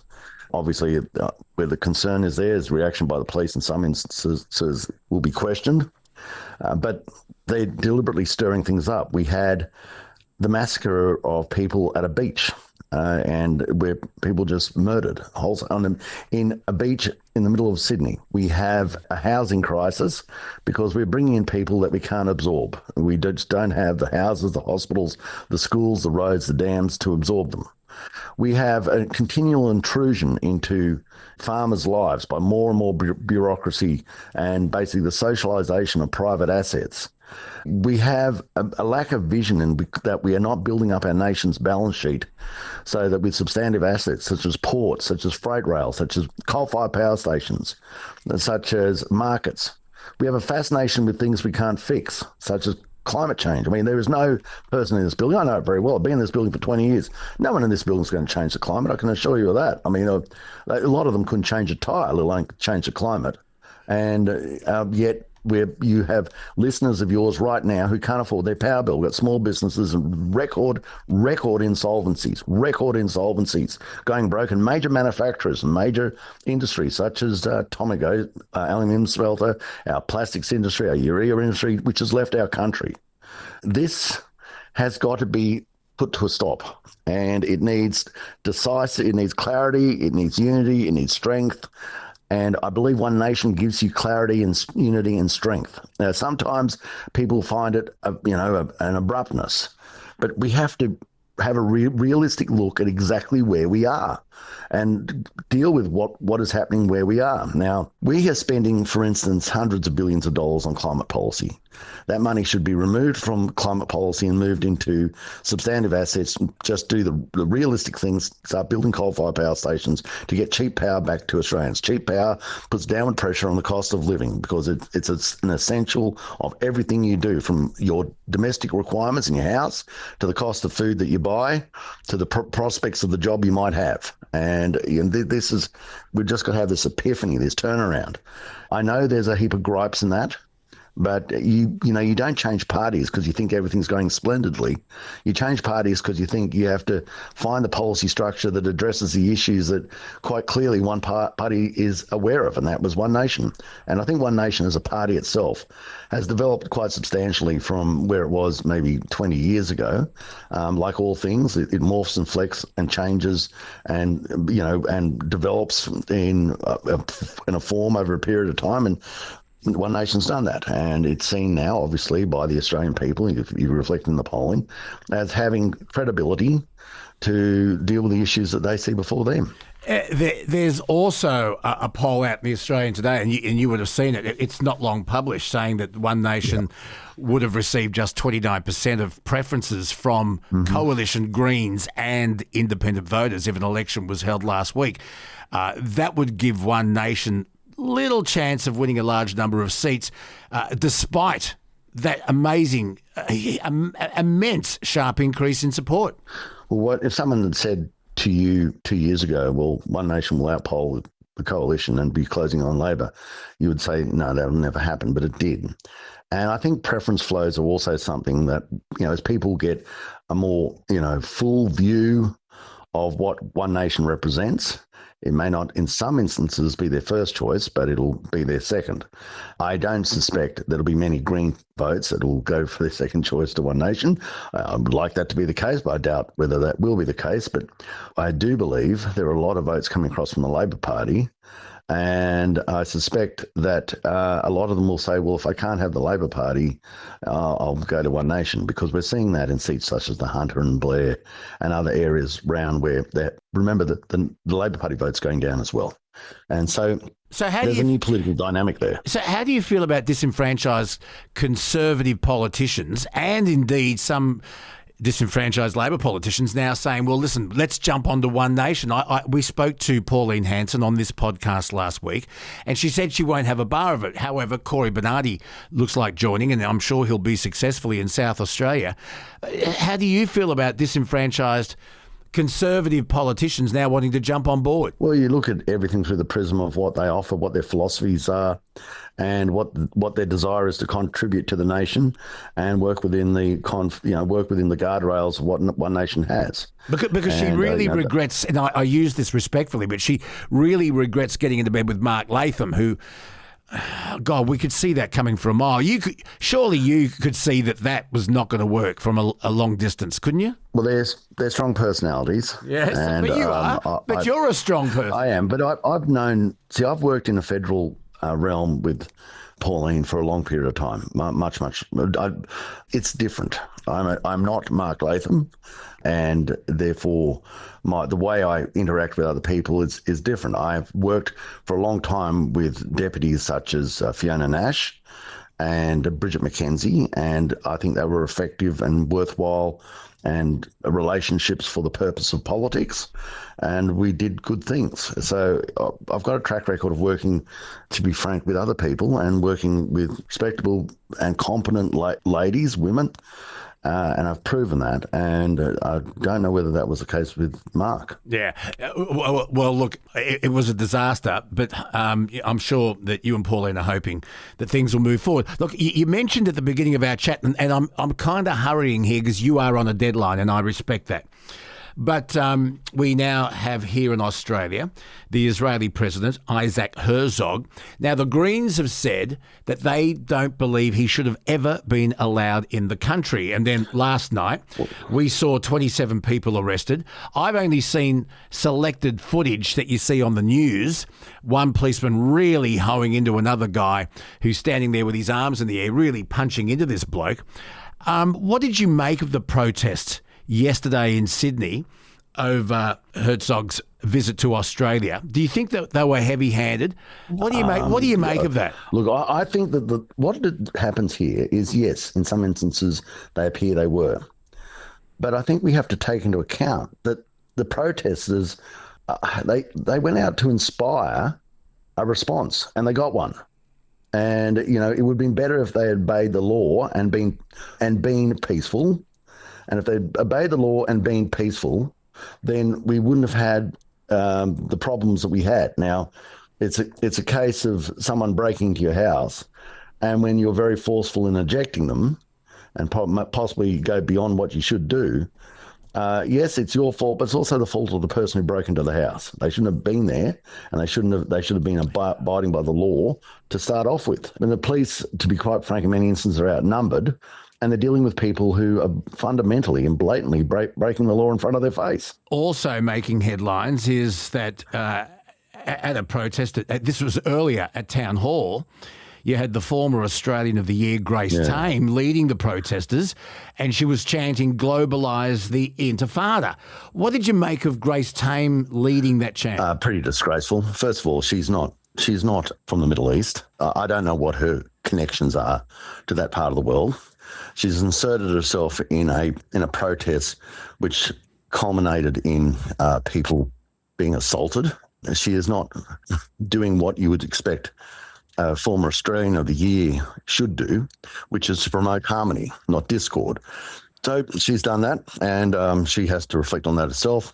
We've seen a pattern of behaviour from Grace that says that we understand, the trials of her life, but we are starting to see a pattern of behaviour of entitlement, of basically be rude, inspire discord, be the cheer squad for those working at complete odds with the peaceful and harmonious Australia that we all want. So, yeah, sort of getting over Grace a bit. I'm sort of sick of her. One more thing, because you got to go. But as I said, we had Pauline Hanson on the podcast last week, and I just wanted your thoughts on immigration, because that's one of One Nation's policies.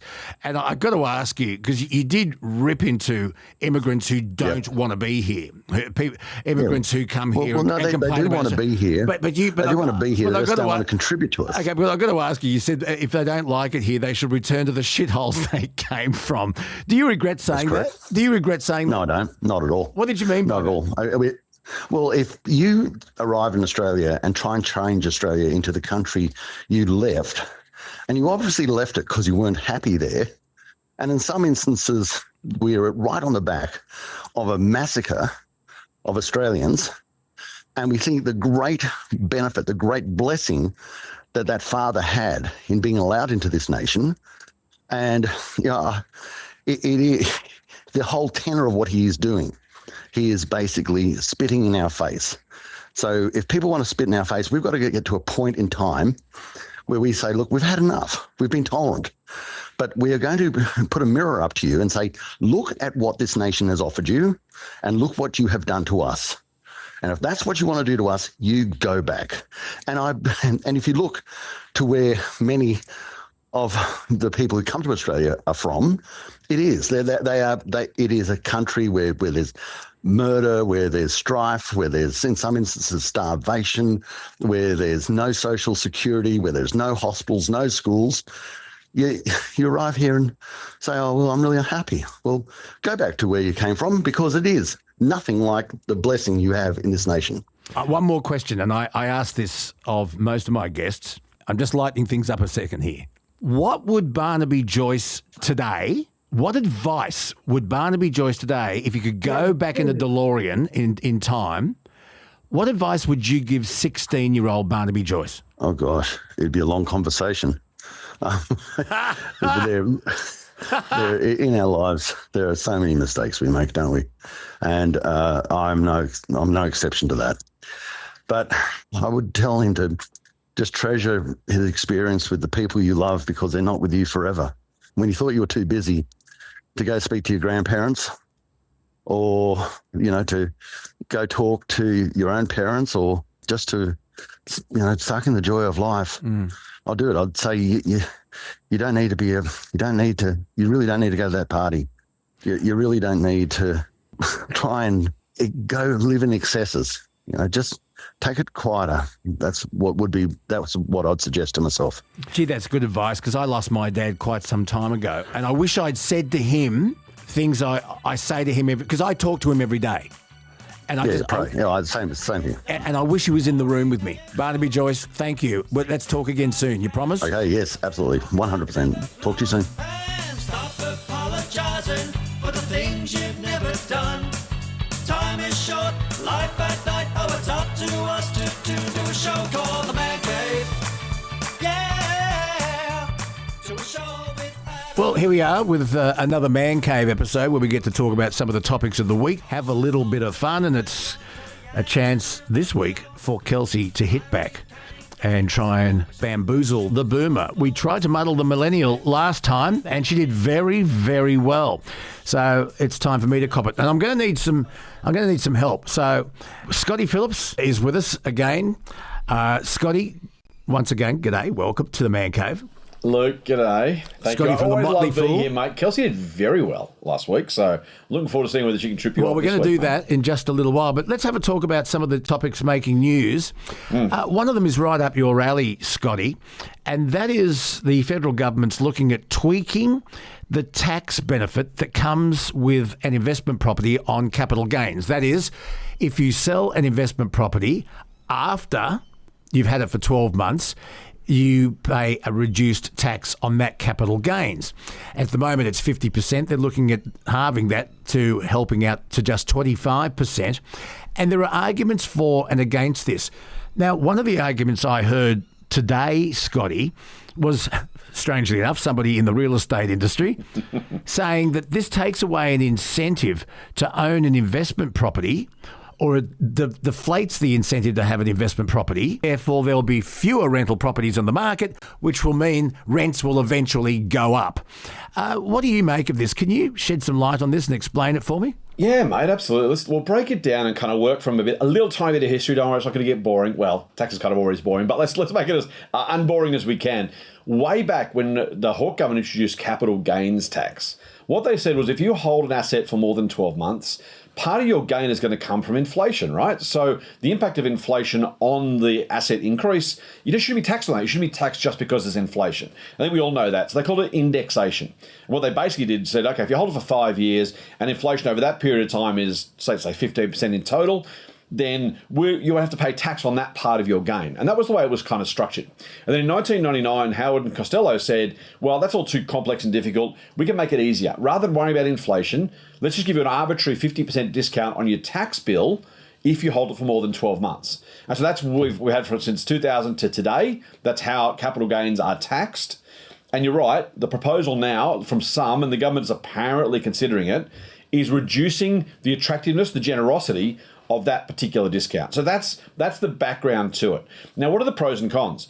The pros are it probably does incentivize some degree of investment property creation, whether that's dwelling construction, that kind of stuff. Why? Because we all love a tax break, right? Negative gearing does a massive amount of lifting, by the way. I might get back to that. I think that's far more impactful than capital gains. But for now, no one wants to touch negative gearing because it feels too politically hard. So we're going to stick with just looking at capital gains tax.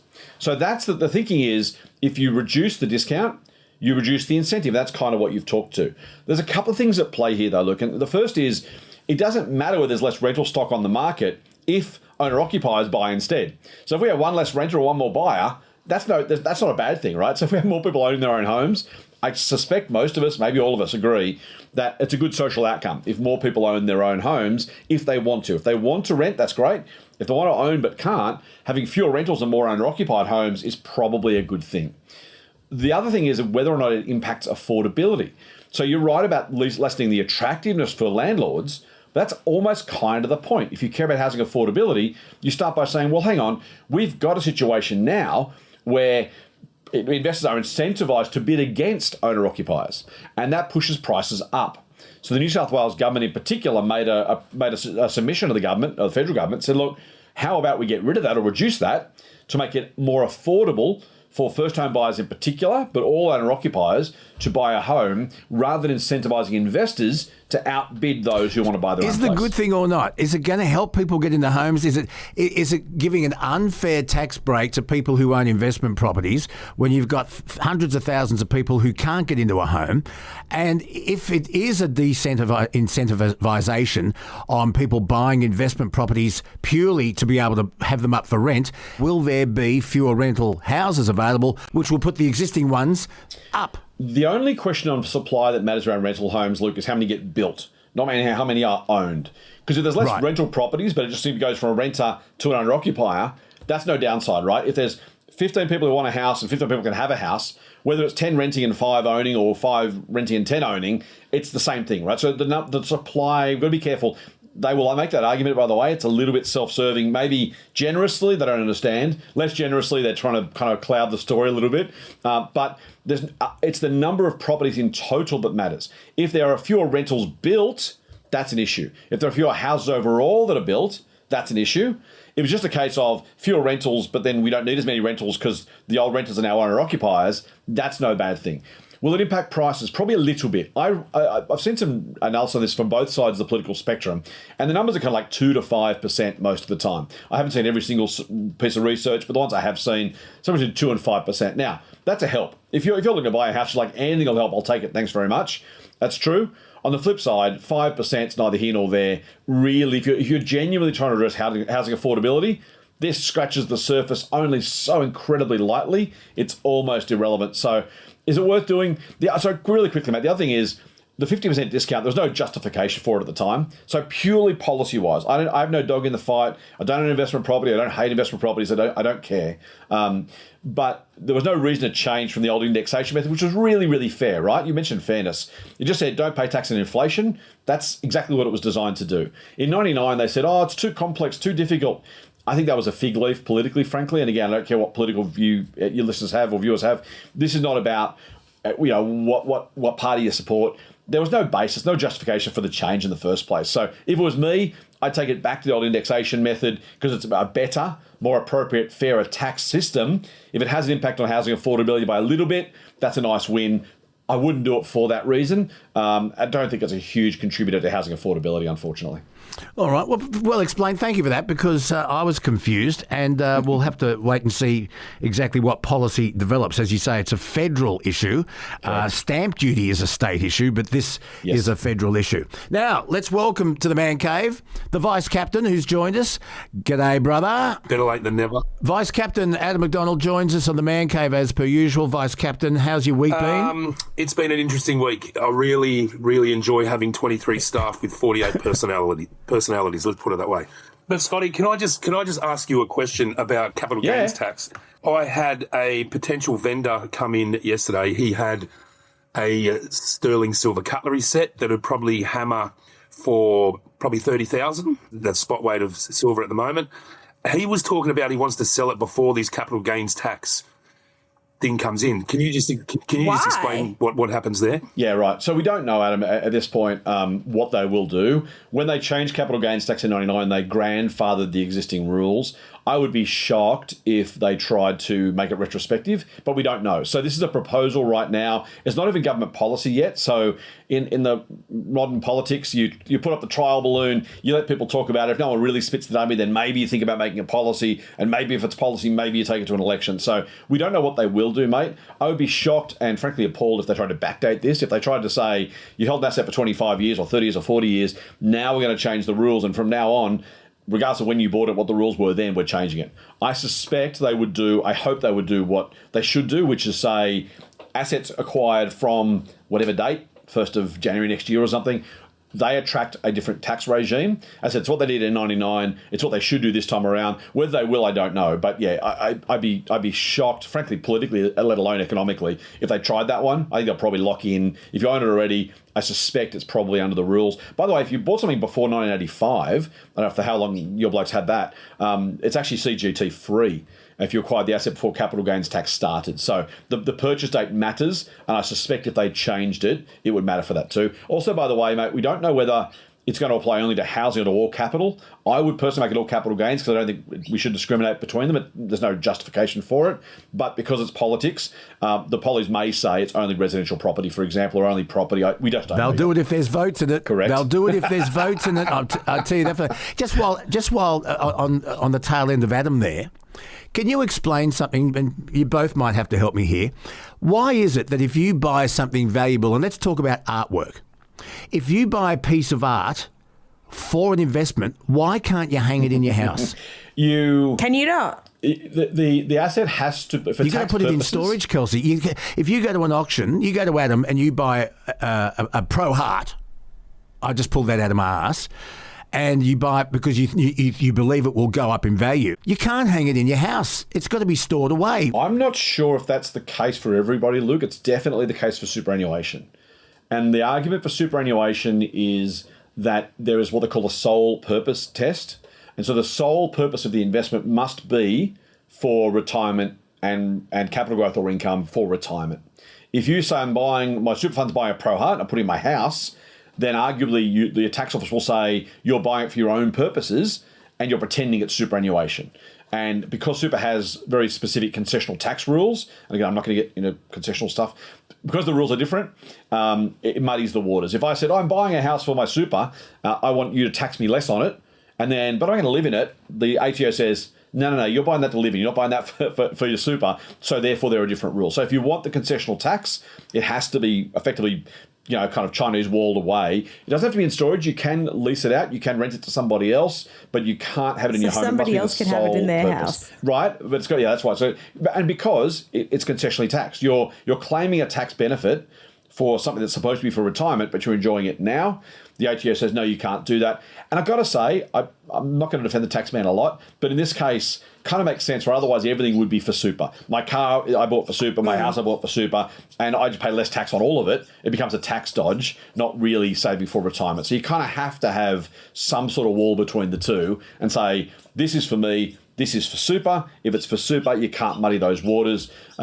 It feels a bit silly at one level, and it is, until you realise people are going to say, hang on, I can halve my tax bill by buying all this stuff and living in it, driving it, putting it on the wall, pretending it's about super. It's really about me. That's why they have the Just one more question, Scotty. With this capital gains tax, and they're going to say, if you've bought it prior to this, how do they prove when you bought it? Yep. Like, I've been at swap meets where I've seen a guy pay $25,000 for an enamel sign. How are you going to prove it? Yeah, who has the receipt? You don't get receipts at swap meets. It's a cash economy. So where and how do they prove when you've got it?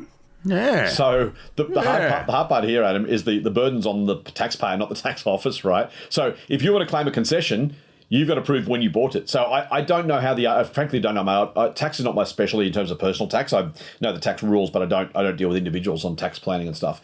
But if you hear the ATO say, I don't want to pay tax on this, they're like, well, you're going to have to show me why you don't have to pay tax. Where is the proof that you bought it on this date before this period? So you're right, and I don't know how they do it in practice, but the obligation is on the taxpayer to justify any deductions, including concessional treatment of capital gains. Otherwise, the tax office will say, well, it's on you. If you can't prove you did it, then you have to pay tax according to what I levy on you, because I know you bought it, I know you sold it, here's the proceeds of it. Frankly, mate, if it's cash, I don't know how many of them actually declare that, so that might be the other question. Maybe it never comes up because no one declares it. But yeah, in that circumstance, it would be the burden is on the taxpayer if they want a deduction, to prove the deduction is justified, and generally you need receipts or some other proof of purchase. I honestly don't know how the ATO would treat it, but I suspect they would probably take a dim view if you didn't have receipts and you tried to claim Being a an deduction. adult actually sucks. So, Vice Captain, what have you been up to? What have you sold? What have you bought? What have I sold? What have I bought? Well, I've been chasing this guy with his $30,000 cutlery set. It's a beautiful thing. What is up with this? Is it just silver? Is that why it's so expensive? It's solid silver, and it comes down to the spot weight. But there's also the history behind it. It's from like 1890 or something like that. It's in a beautiful canteen. It's complete. I think it's a setting for 12 people. This week I've just been knocking on doors and just trying to get my hustle on getting stuff in the doors here at Eva. See, this is my happy place when I'm out on the road and just talking to people. I get a bit bogged down, stuck in the warehouse, in the showroom, dealing with customers and complaints. Well, so you've got a bit of the tism, don't you? Yeah, so I've made a concerted effort just to get the hell out of here and get back on the road. Oh, you know where I am going? I'm going up to Sydney tomorrow to see one of the biggest retired Lego collections that I've ever heard of. Still with the Lego? Yeah, so Lego's a big thing. I've got a Lego sale going up online on Friday, but a lady in Seven Hills contacted me and she's got multiple boxes of discontinued Lego, like from the 90s. Which, if you're a Lego fan, this is like the holy grail. Brand new in the box. I literally could care less about Lego. I just don't understand. Like, you've got all the things in your house, like, and they're not even like it's a storage problem, Like, you're just going to build them and glue them together. When you have children, Kelsey, and you tread on a piece of Lego at 2 a.m. on your way to the toilet, then you'll care about Lego. There is dislike and there is hate, and hate is 2 a.m. with a bit of Lego in the foot. Lego will be banned from my household. Speaking of road trips, Kelsey, myself, and the minister went for a road trip from Sydney to Dubbo and back in a Hyundai Kona full electric car.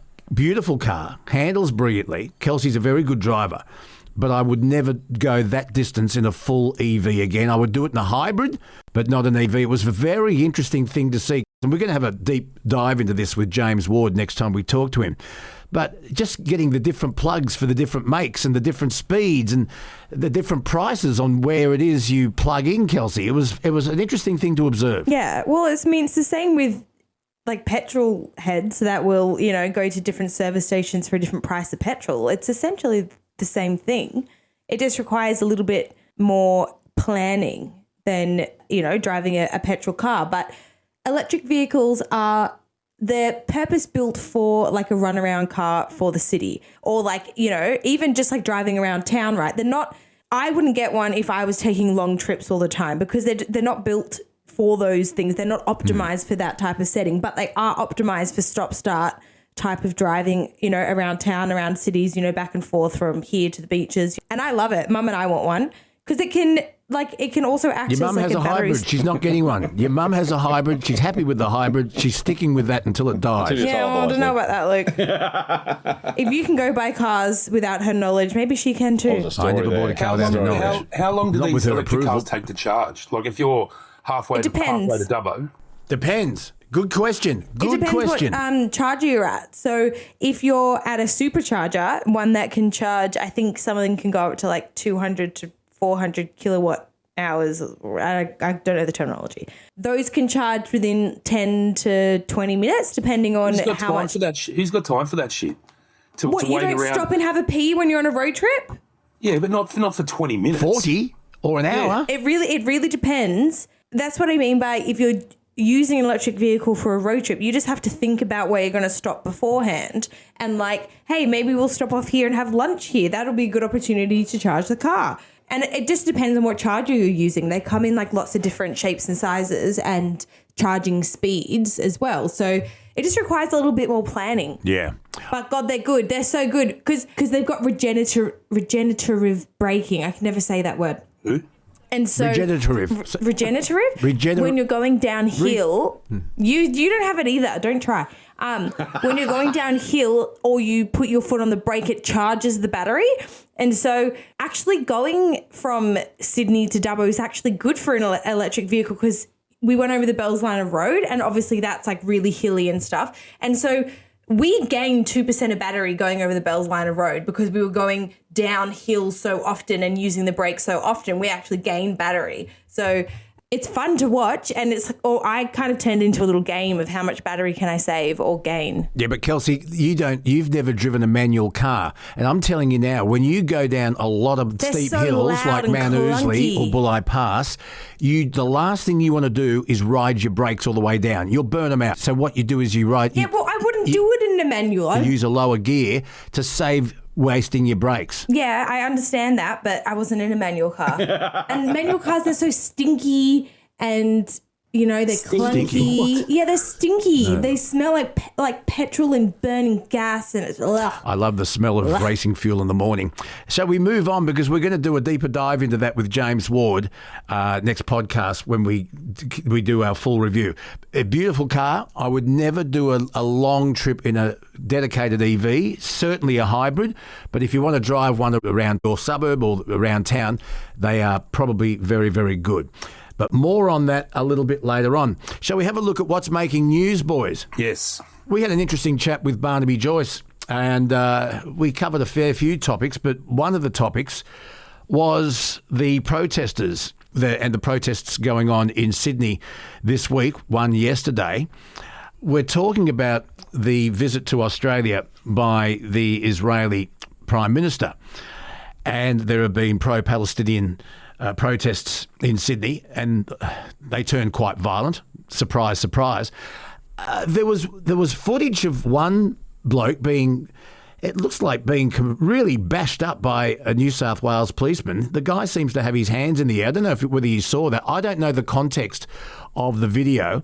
I don't know what happened before it or what happened after it, but it does seem a little bit excessive. Did you guys see that? No, yeah, I didn't catch it. Yeah, you've got to take all those videos with a grain of salt. You know, sometimes I feel like the news just puts shit like that up for a bit of sensationalism, cut it up to see the viewers see how they want you to see it. Do you know what I mean? Like, unless you're there, you got to get the backstory. I watched a lot of footage from people that were there, and after seeing like a lot more footage and longer footage, without a doubt the police were using excessive force. Absolutely. If you're going to restrain someone, once they're restrained, once you have their hands in handcuffs, you should stop hitting them. Anything after that point is just absolutely ridiculous. Well, adding to this story, and we talked about it with Barnaby Joyce, is that at one of the protests, the former Australian of the Year, Grace Tame, was leading protesters in a chant to globalise the Intifada. I mean, she did this at Town Hall. Barnaby Joyce said he's completely over Grace Tame, but today, One Nation leader Pauline Hanson is calling for Grace Tame to be completely stripped of her Australian of the Year honour because of this chant. Now, the chant is not illegal yet, but they look like bringing that particular chant, with others, but that one in particular, into the hate speech category. Should Grace Tame be stripped of her Australian of the Year honours? Who wants to go first? I'll jump in. Thanks, Vice Captain. No, but largely because I'm really surprised. Am I surprised? I don't know. I want to be really careful that we don't criminalise too much speech, honestly. There's the old hackneyed line of, I disagree with what you say, but I'll defend your right to say it. And I kind of find myself in that camp. I think when we start telling people what they can and can't say, what they are and aren't allowed to say, it's fine when we disagree with them. And then as soon as someone does it to us, we throw our hands in the air and claim censorship and other stuff. And I don't know that that's a useful angle to take. So I find some of what people say distasteful, horribly distasteful. We might talk about a little bit more of some other examples of this in a minute, but I wouldn't say it because it's offensive, because other people find it offensive. Is it meant to be offensive? I don't know, but it's kind of one of those things where if you're offending someone and you don't have to, don't. But do I think it should be illegal? No. Do I think that we should retrospectively take away an Australian of the Year on an award of something entirely different, which is her work with survivors of sexual assault? No. I think it kind of comes down to a bit of that team barracking of my team, your team. I don't expect Barnaby Joyce and Pauline Hanson to like Grace Tame. I'm sure she doesn't like them. I don't think we should start enforcing censorship or stripping people of honours because they said things we don't like. Very different to committing a crime. And again, if this does become a crime, Luke, then maybe it does cross that line. I don't know. But I don't know that we want to start censoring more stuff, making more stuff illegal because we don't like it, because it offends us. When we're in the majority and we get to make the rules, it feels fine. As soon as there's a change of government, administration, whatever, and someone does the same thing to us and we say, you can't do that. You say, well, where's the principle here? Is it about what I like, or is it the principle of relatively free speech? I would stop free speech at the point of inciting violence directly, and this is where that gets a bit, what does globalised intifada mean? To some people, it's just rebellion. To other people, it's incitement to violence, and that's where it gets really, really messy. If you look it up, it's encouraging an uprising. Is that... Right. Or rebellion or something else. So is that inciting violence? No. I don't know. I'm not a lawyer. That's the thing, right? And who decides? Who decides? That's my issue. Is who decides, right? I don't think we should be making those sort of decisions in from free underneath society. the oppressors. That's what they're trying to say. In your opinion, Uprise from oppression. It's ambiguous, what they're Kelsey. using it as. That's in your opinion. Well, it's not. It translates to uprising or shaking off. Who makes the rules as to this is banned and this isn't? It's very dangerous. That's right. So who's going to be the speech police? Yeah. And so you're going to find something offensive, correct, and I'm going to find it not. So where did that line? It's not even a thin line. It's not a fine line. It's a massive line. Like you can't decide what I find offensive. There's lots of stuff that I do find offensive that you wouldn't, and vice versa. So to say it's just going to go absolutely pear-shaped because it's all opinionated. Yeah. There's going to be stuff that's black and white, and yes, that's offensive. Yes, that's hate speech. But there's going to be some things like, I'm on the fence with that.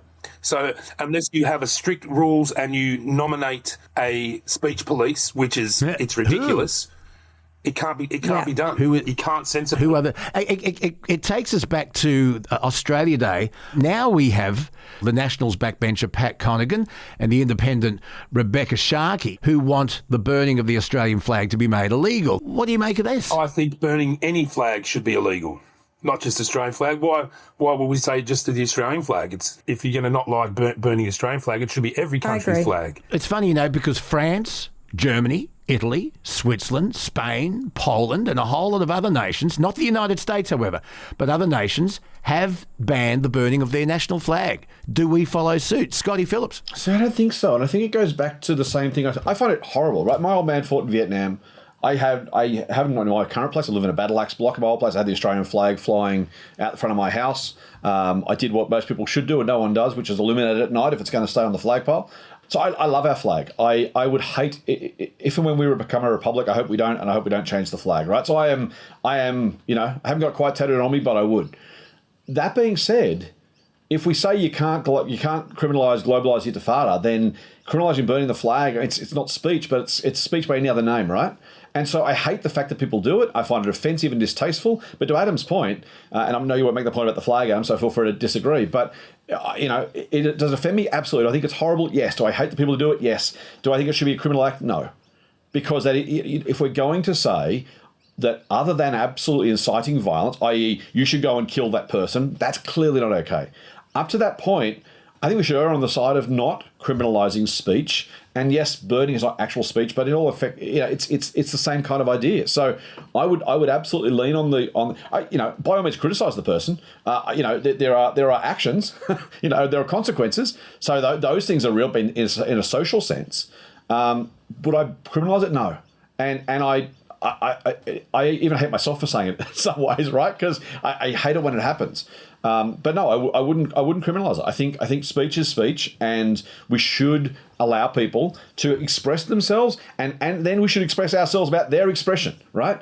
But if that's the standard, I think it should be, then we kind of can't pick and choose which bits we think should be okay and not. So I hate they do it, but I think they should be allowed to do it. And that's kind of a weird cognitive dissonance to maintain, but that's where I find myself. Okay, we'll move on. Look, the problem continues around Australia with e-bikes. And interesting, folks, illegal e-bikes are going to be confiscated and destroyed in New South Wales. The state government has introduced legislation that any device that does not cut power assistance at 25 kilometres an hour will be removed from the street and crushed. And the police are going to use dyno units. It's a type of speed detection device to measure the output of an e-bike, and if it fails to meet legal requirements, the officers can crush it. There are calls to have anybody who's using an e-bike, even illegally, to have their bikes taken away and crushed. Is this going too far? Will it stop the problem? Who wants to go first? I think the e-bike phenomenon is getting out of control. You know, I was up when I was in Sydney. I was up when I go up there. I hang out in the inner west, and those things are everywhere. Like those line bikes, and every single street corner there's 4 or 5. Like it's like litter. And these kids that buy these souped up ones, like, I reckon you should be licensed to have one of these e-bikes, and they should have license plates. When I was up there a while ago, I was in the Newtown area, and with the Uber delivery drivers on these bikes, they're up and down on the footpaths, in and out of the road, and the police did a big sting where on every corner there was police, and they were pulling up all these bikes and giving them tickets, either for not wearing a helmet or for riding on the footpath or whatever, and it was a massive sweep. But the amount that's out there, I think it's out of control now, and I don't think you can reel it in by making people abide by the rules, but I think they should be registered, and I think you should have to have some sort of license.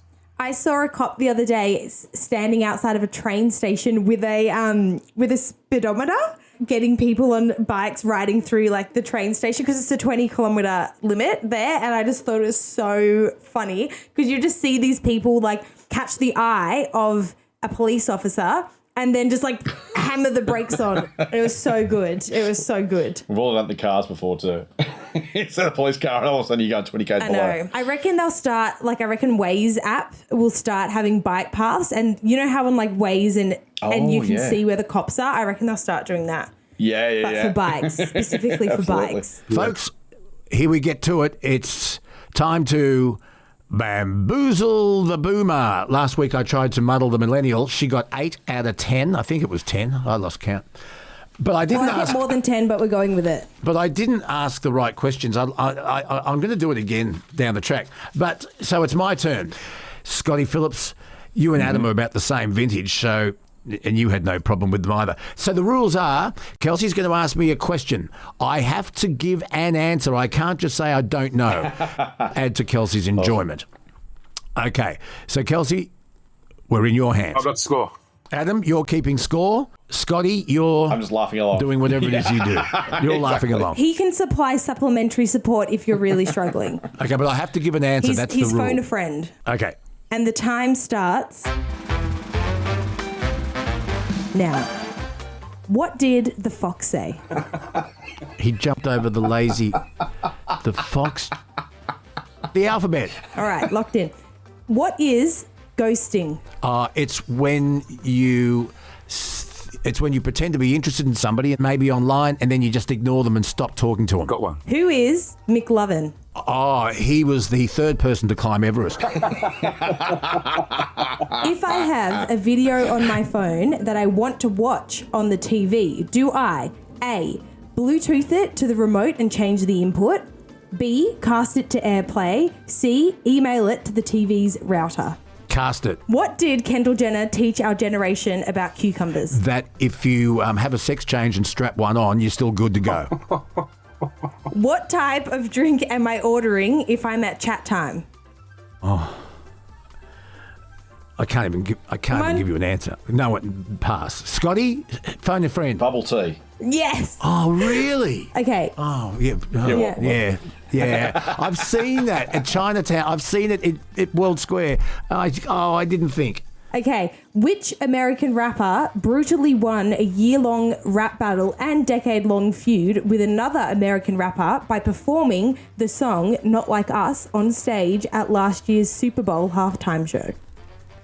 I should know this, and I hate rap music, so I've switched off. I've got it. Adam? Kendrick Lamar. Yeah. Hey, well done. Okay. A minor. I had no idea. Look, I was hoping to throw Thank that you. I feel better. But you got bubble tea. What did Borat's cousin never get? Laid. Who said, I'm working late because I'm a singer? I'm working late. These are all great questions. Scotty? Nothing. I don't have it. No. Letting you down, sorry. I'm working late because I'm a singer. Does that give you any clues? Is it Taylor Swift? Wrong. Okay.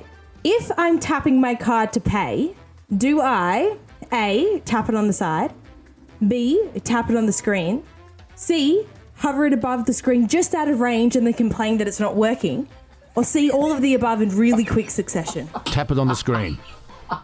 Scotty, you tap it on the screen, don't you? Adam? Depends on the device, actually. There's readers all over the place. I do all three. If a text ends with a skull emoji, what does that usually mean? With a what emoji?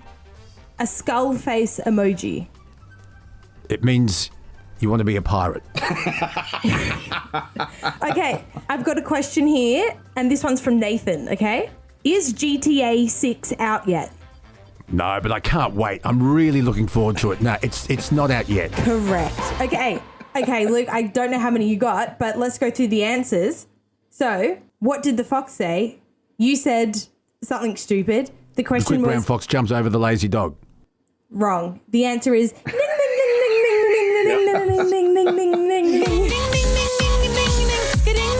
so sorry I didn't get that.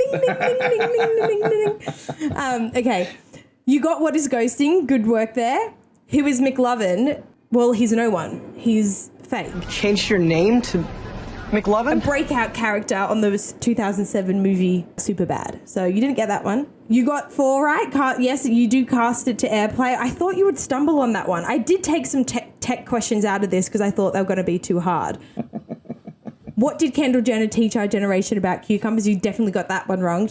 What she taught us was how not to cut a cucumber. Oh, Christ, this is... Have you never seen that? Have you never seen the Kendall Jenner cucumber video? No idea what you're talking about. Neither. Bubble tea, you got that one right, thanks to Scotty. Thanks, you got phone a friend. Yeah, you got Kendrick Lamar right, thanks to Adam. What did Borat's cousin never get? Sex with his wife. I got that. Who you said I'm working late because I'm a singer? That was Sabrina Carpenter. I wouldn't recognise her in the lineup, Kels. Oh, what do you The mean? name is vaguely familiar. I couldn't tell you anything else about her. You got the card tapping kind of right, so we'll give you that one. And if a text ends with the skull face emoji, that means you're dying of laughter. There you go. There you go. Now, I mean, I do have a bonus question here, Luke. What number jersey does Taylor Swift's fiance wear? And Pig's ear if you get his full name right. Scotty, Adam. I was going to go 47. I'm going to have a guess, 23. Wrong. No, that was Michael Jordan. Shane Warne. Yeah, other people wear 23. No, he wore 87. And what's his name, Luke? Travis. Is it Mr. Kelsey? Swift. How's it pronounced? No. Kelsey? Travis Kelce. Yeah, Travis Swift. He's changed his name because he knows... Mr. Swift, correct. Because he knows where the urn is. I think you did pretty well on that, Luke. Yeah, look. I've got him down for 6. Hey, that's not bad. No, I only got one of my own. I failed miserably, but I'm going to have one more crack at muddling the millennial next week because I've found some better questions. And these are actually questions that I had, and I sent them to you guys, but I didn't use them. So I've got to. We'll continue. Vice Captain, what do you got coming up? Lego. It'll be going online on Friday, so it's a good little sale, some good discontinued boxes. Have a look at ehva.com.au. I'll put the link to that in the description of this episode. Yep. And Scotty Phillips from The Motley Fool. Thank you for having me, mate. Always an absolute ball, mate. I always love being with you, so thank you for having me, and well done. Thank you, guys. Thank you so much for your time. Thank you for your commitment. If you do listen to this, you do need to be committed. But if you could share it, like it, download it, and tell everyone about it, we would certainly appreciate it because it means we can keep going. Thank you very much to Power Pole and Nature B. Thank you, Kelsey. Thank you, Linesman. Thank you, Ball Boys. And thank you to the subscribers who have jumped on the subscriber page on Facebook. The link to that is in the description. No pressure. But a big thank you to those who are joining in on the fun. Luke, and I know you've probably got a thought of the day brewing in that head, so come on. Well, it's not a thought. It's not a thought. I just was reminded of this last week. I was thinking when we went to Bathurst, I actually went out with this girl who used to date a clown just before she dated me. And I've got to tell you this, Kelsey, I had big shoes to fill. I thought you were going to say you were the clown. Goodbye. Goodbye.